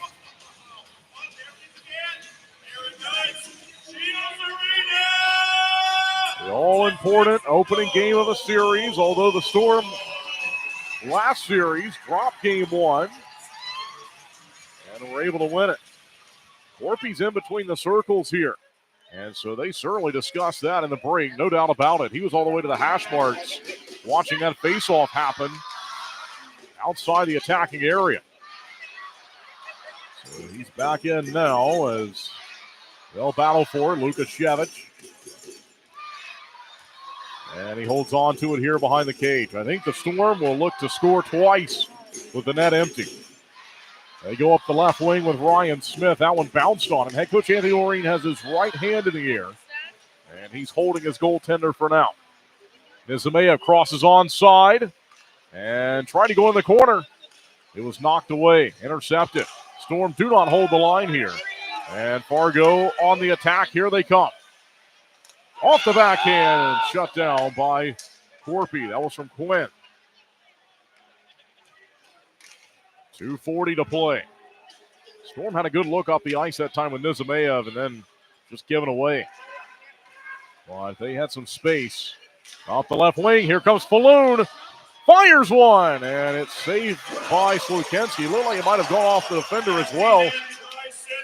But Corpy's out. Here we go. They look to shoot. Trying to settle it across the ring. McEwen. They chop at it. They steer one in front of the goal. Well, they can't get to it. Lukashevich quickly across. McEwen. Net's empty. 6-on-5. 2:08 to play. Storm down by 2. 3-1. Lacroix to replace Falloon, they fire one, blocked in front. They're looking for the rebound. In front again. And a save made by Slukensky, and it's out to center. Tri-City had a chance there. Storm onside. Rukanakis out there. Back behind the net, taken by the Fargo Force. They look to clear. They give it away.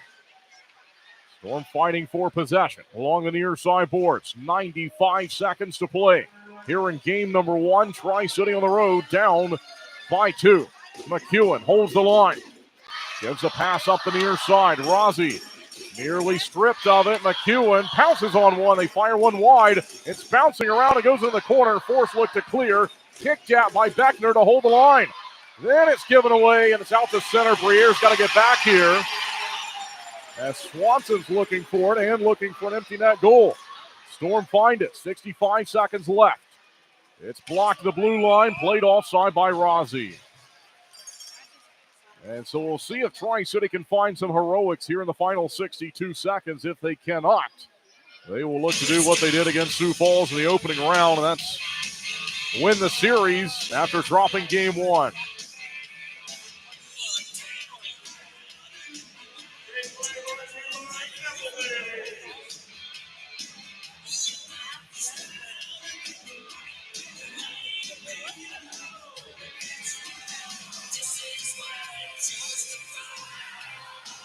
They hold the face-off. Sioux City leading Lincoln with under 3 minutes to go. Same score at 3-1.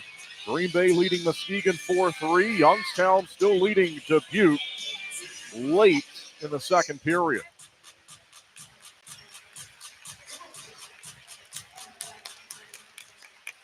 And so Fargo, their last playoff game was a loss. And their final game of the season against Youngstown was in the Clark Cup final last year, as Youngstown won the series. And so Fargo looks to begin this postseason with a win here on home ice. We're in the final 45 seconds now, as Tri-City looks for an onside with Rozzi. They go across, back behind the goal, and that's still empty. 6-on-5.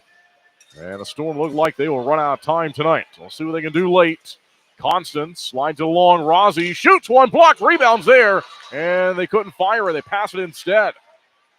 That was a chance on the far side post. Force looked to clear it out. Storm still with it here. Back behind the goal. Holding on to it in the far side corner. They drive one in front, and Slukensky bounces on a rebound. And that's going to do it tonight for the Storm's chances. They might get one, but it'll be tough to find 2 goals in 14 seconds. Well, they had 2 players in front of the goal there. Nick Rukanakis. And it went underneath him and was located by Hampton Slukensky, he's been good tonight. A Tri-City with 24 shots to him and 40 to Cameron Corpy. 14 seconds, Shields Arena. Are you still with us?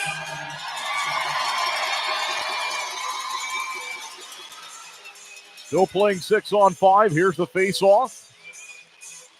Smith wins it. Briere, quick shot. It's blocked, and it goes down behind the line. They'll battle for it there. Fargo looking to kill the final seconds as it's up against the Dasher. Storm to it. One last chance. That's it. And it's a 3-1 final here in game 1.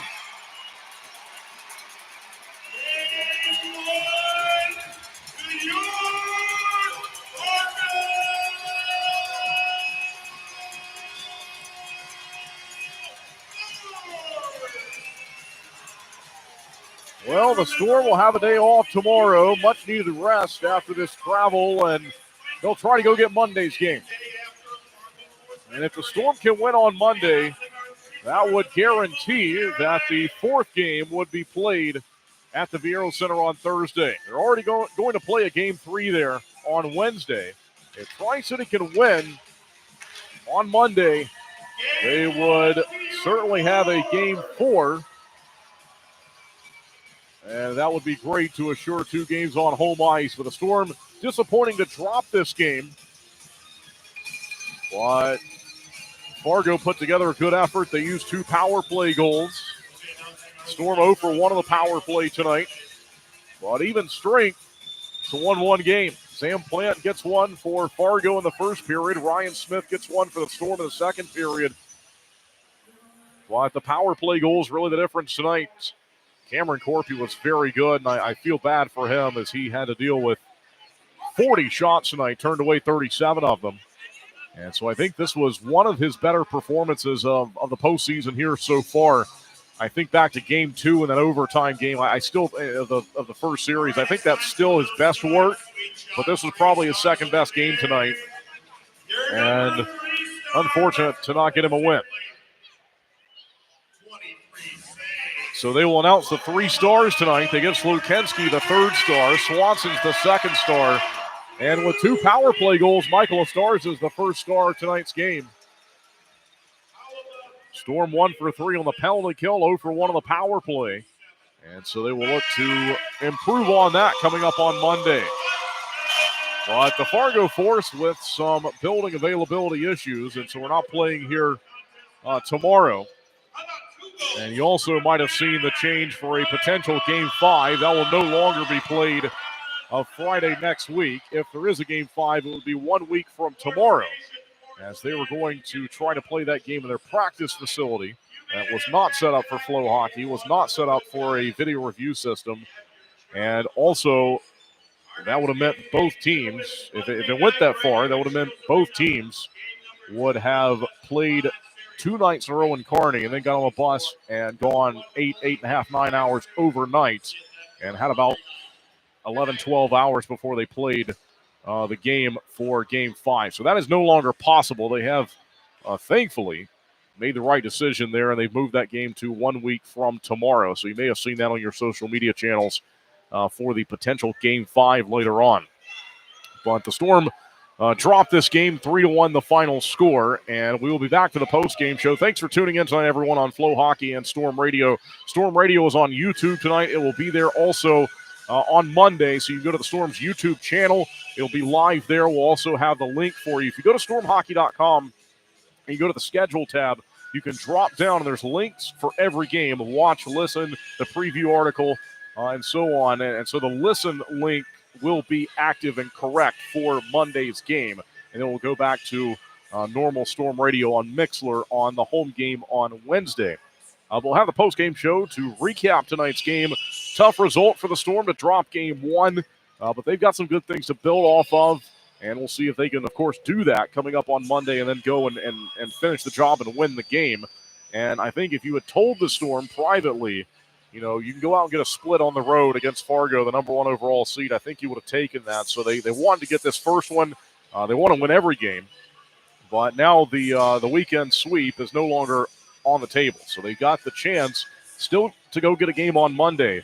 And, you know, all these games are huge, but I think we can say now that Monday's game so far is going to be the biggest game of the season coming up. It'll be a 7:05 game on Monday. We had the 6:05 start tonight, so 7:05.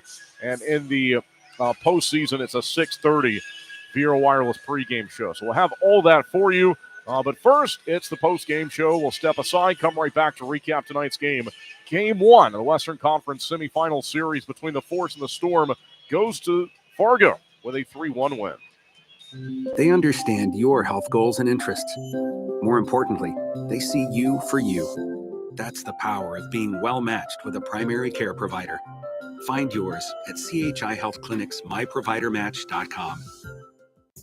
Tender, juicy chicken made to order. Crispy bacon, melted Swiss cheese, and fresh lettuce and tomato. Available fried or grilled only at Freddy's. Meet America's new favorite chicken sandwich.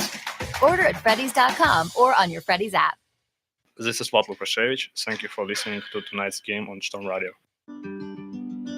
Offering a unique shopping experience through a perfect mixture of locally owned and chain stores, we provide something for everyone.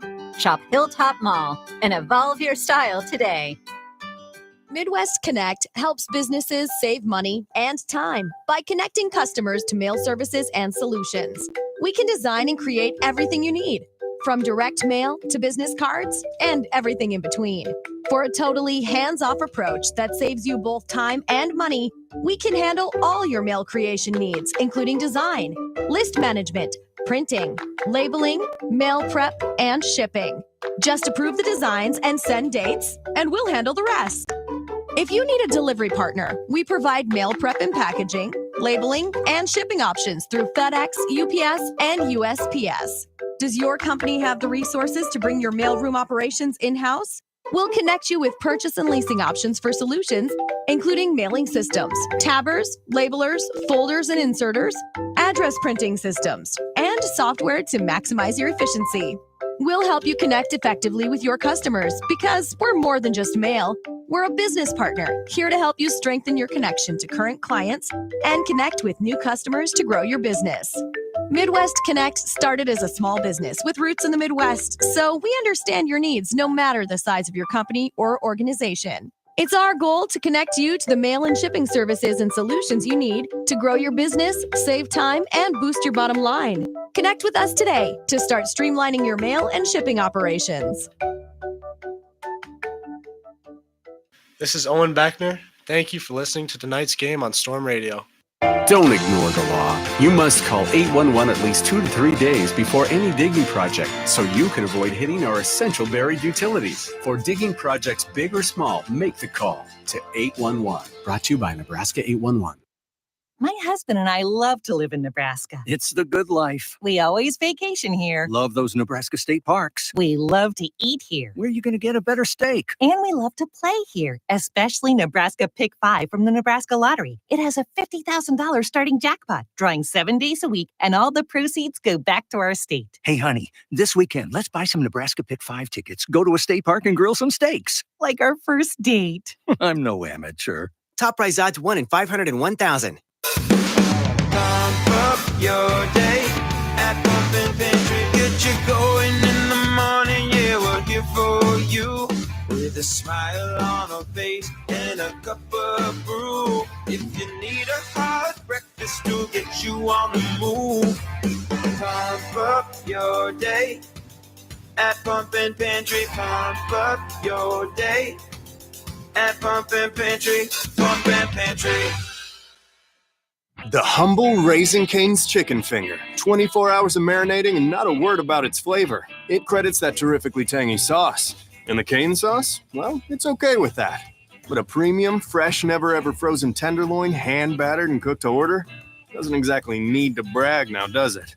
Same for the crinkle-cut fries. Center cut from the longest potatoes Idaho has to offer and added to every meal. You know, just because you have bragging rights doesn't mean you have to use them. Raising Cane's. Hi, this is Dallas View. Thank you for listening to tonight's game on Storm Radio. Dreaming of custom furniture, but you think high prices, sales pressure, and waiting for months and months? Come to Slumberland and design your way. Quick and easy, with no extra cost. First, pick your piece. Lots of styles, clearly marked. Next, pick your fabric. There's no extra charge here. Then get it quick. Our orders are made fast. Plus, all custom furniture is on sale. Design your way, only at Slumberland Furniture. Kearney, Nebraska is the getaway you never knew you needed. With comfortable, premium lodging, eclectic shopping, and a variety of locally owned craft food and drink options, Kearney has something for everyone. By day, you'll find rich history, outdoor adventure, and some of America's most unique attractions. And by night, our many entertainment options, dazzling performances, and unique hangouts offer the perfect way to unwind. Visit Kearney. It's so much more than just in the middle. This is Luke Posthumous. Thank you for listening to tonight's game on Storm Radio. It requires an honorable spirit to face risk. For that, we thank you and would like to offer our First Responder Plus Unlimited plan at just $35 a month per line. First Responder Plus gives coverage everywhere you need it, 24/7 network access, maximum security comms, and the Viero network that's designed to be every bit as resilient as you are.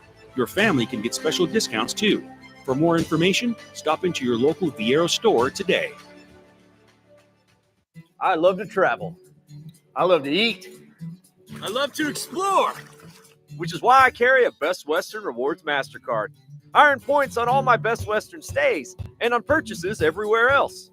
Which comes in handy when I want to redeem points for rewards and free nights. More free nights means more travel. And more travel means more food. Learn more and apply at bestwestern.com/MasterCard. So how exactly is Northwestern Energy delivering a bright future? By making sure your lights come on every day. And providing new ways to help you save. By adding critical infrastructure that allows our communities to grow. By dedicating time and resources that ensure our energy's reliability. And decreasing our emissions until we reach net zero. It's your future and all of ours. So we won't stop working until it's as bright as it can be. Here at Pizza Ranch, we consider our buffet your buffet. So when we say you can order any pizza with Buffet Your Way, we mean any pizza. And with 4 crusts, 7 sauces, 7 meats, 13 veggies, and 8 toppers to choose from, the number of possible pizza combinations is, 8 squared, multiply by 64, carry the 1, don't forget the remainder, 14,839,552. Wow. I'm going to try all of those. Pizza Ranch, everyone's favorite buffet. REO Speedwagon, live in concert. June 18th at Viero Center. Special guest, Night Ranger. All those legendary hits. In concert. REO Speedwagon. Tickets on sale now at carneyevents.net. June 18th at Viero Center.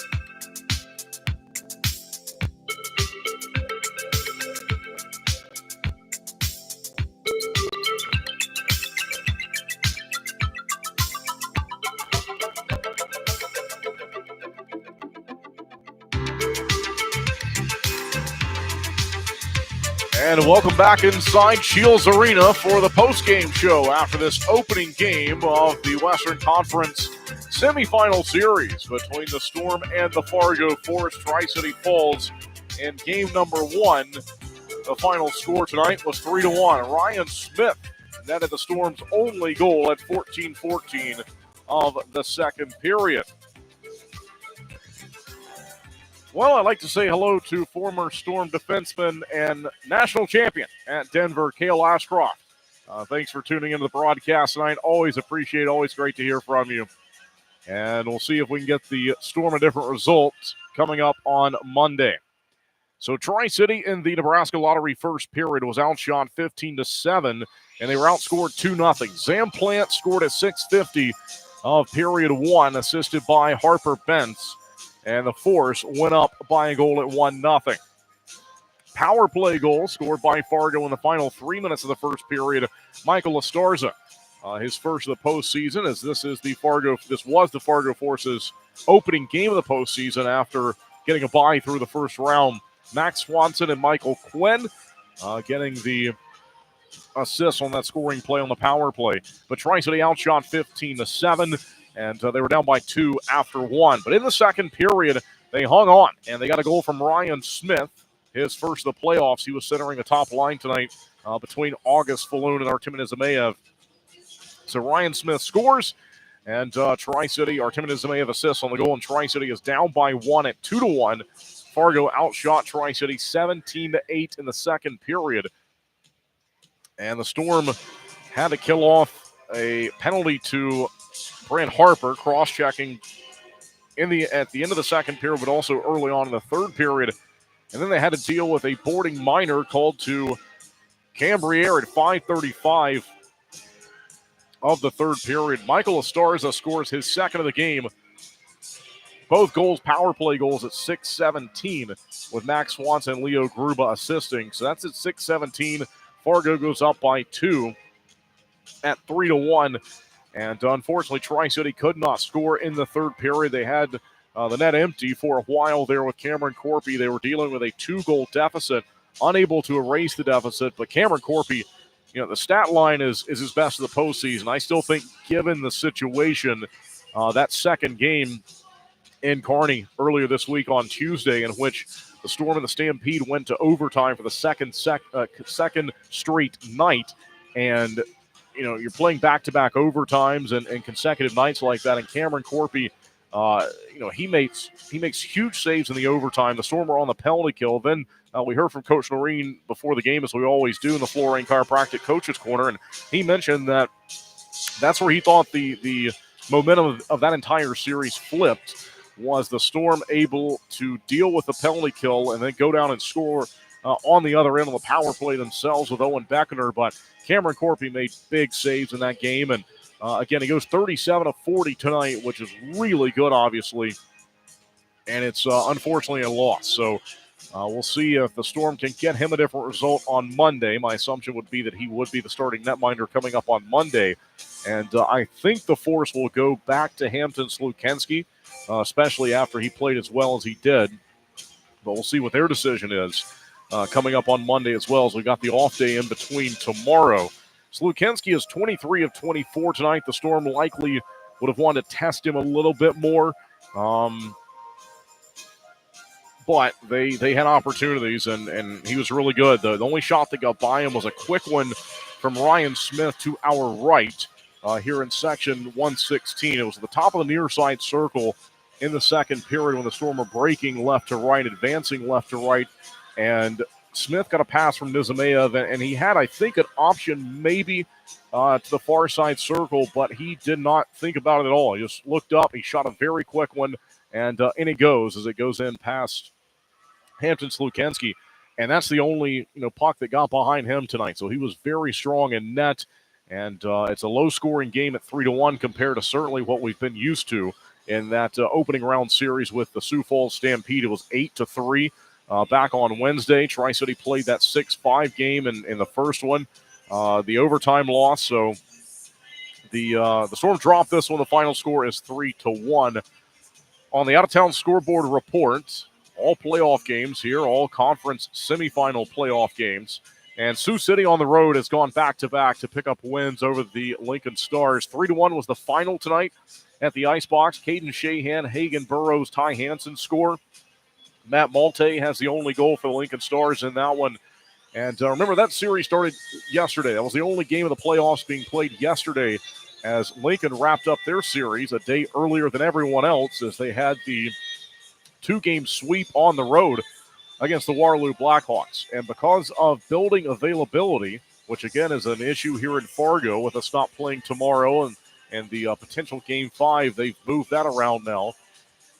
Building availability was an issue for the Sioux City Musketeers at the Tyson Event Center. They could not open that series on home ice that they earned to do that through the regular season. However, they've won both the road games against the Lincoln Stars. So they will now go back to home ice, needing just one win to advance to the Western Conference Finals. They are the second seed. Fargo's the first seed.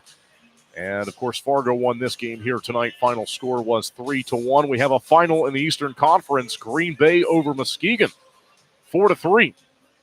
And so the Gamblers get out to a 1-0 lead in that Eastern Conference semifinal series. The only game that's still going on across the league tonight is Youngstown on the road against Dubuque, and they are in the final period. 18:43 left to go in the third period. The only scoring play so far in that game is a goal from Andrew Strathman at 2:41 of the second period for the Phantoms, as they look to defend their Clark Cup title from last season. They won it against the Fargo Force. And so those two teams are still alive, looking for a rematch in the Clark Cup final. The Storm certainly hope that there will be other plans, and that will not happen. But Tri-City will have a huge game now coming up on Monday. And, I think the mentality has to be that that's the season right there coming up on Monday, because, anything can happen. You can win 3 straight games against this team, but I don't think you can count on doing that. And so if you get the game on Monday, you're going home, it's 1-1. I think overall you've accomplished your goal of getting a split at least. And then you have a chance to win it on home ice. You win the game on Wednesday, you win the game on Thursday, that's it. But on the other side, if you do not win that game on Monday, now you got to put 3 straight games together against this opponent. And you never want to do that try to do that against any opponent, and much less a team that has set the league record for the most wins in a regular season ever. So Monday's game is, I think the Storm, and they'll have the day off tomorrow, they'll have some rest, but they essentially have got to treat Monday like it's a Game 7. They have no other options. They have got to win that game, and I think there was some good things tonight. We didn't get to see them much on the power play. They only had the one chance, and so there's not a big sample size there. They'll certainly want to limit the penalty kill opportunities as they took the back-to-back calls there, late second, early third, when you're trying to build some momentum. And, of course, overall, they'll try to keep the puck out of the back of the net on the penalty kill, which they didn't do tonight. They did only one time out of 3 tries. But if they get the goaltending that they got from Cameron Corpy tonight, and the offense finds a way to get going, and again, they'll be a little bit more rested than they were today, then we'll see what happens. But Tri-City's got to win in this building. That's something that not many teams have been able to say this year. The Storm in the regular season had the most success against this Fargo team than anyone in the league. Fargo head-to-head against their opponents in the USHL this season, they won every single series except for one. They tied the series against the Tri-City Storm. The Storm and the Stampede, the only 2 teams in the league to win multiple games against Fargo this year. So it's a tough task. It's a tall one, but it's one that Coach Noreen thinks his group is up to. And we heard him before the game say that, there's probably not many people, if anyone, really outside that locker room that's projecting them to win this series. And they'll have more work to do now after dropping the first game, but it's a challenge that they're excited about. There's a lot of teams that are sitting at home right now, and they themselves also could have been eliminated back on Tuesday or Wednesday. They've had to face elimination now twice in the postseason. They were able to survive, but they were one shot away on Tuesday night. Sioux Falls, if they score in overtime and they had a chance on the power play to do it, we're not even here. We're not even talking about this right now. So it's always a privilege to be playing this late in the season, and we'll see what the Storm can do and bounce back on Monday. Again, the plan for the broadcast will be the same on Monday. There is a network issue that gives my Mixler program fits here in this building, and it's done it over the last few years, and we've had some workarounds available at some different times. And that's why we're on YouTube tonight. We'll be on YouTube again on Monday. Flow Hockey has the video rights to all USHL games, so as much as I would like to, I can't just turn the laptop around and point the webcam out towards the ice. So, but I always want to provide everyone with a free audio option, and so we'll always continue to do that. So back on YouTube on Monday. Again, you can go to the Storm's YouTube channel. It will be there. We'll also have a link for you on the schedule tab at stormhockey.com. You can click on that. It'll be on social media. And then for Game 3 at the Viero Center on Wednesday, we'll be back to our normal Mixler version of the Storm radio broadcast. So thanks, everyone, for tuning in. As always, really appreciate it. We'll be back here on Monday. 7:05, the time of the puck drop. 6:30 will be the beginning of the Viero Wireless pregame show. Thanks again, everyone, for tuning in here in Game 1 tonight. The Storm fall by a final score of 3-1.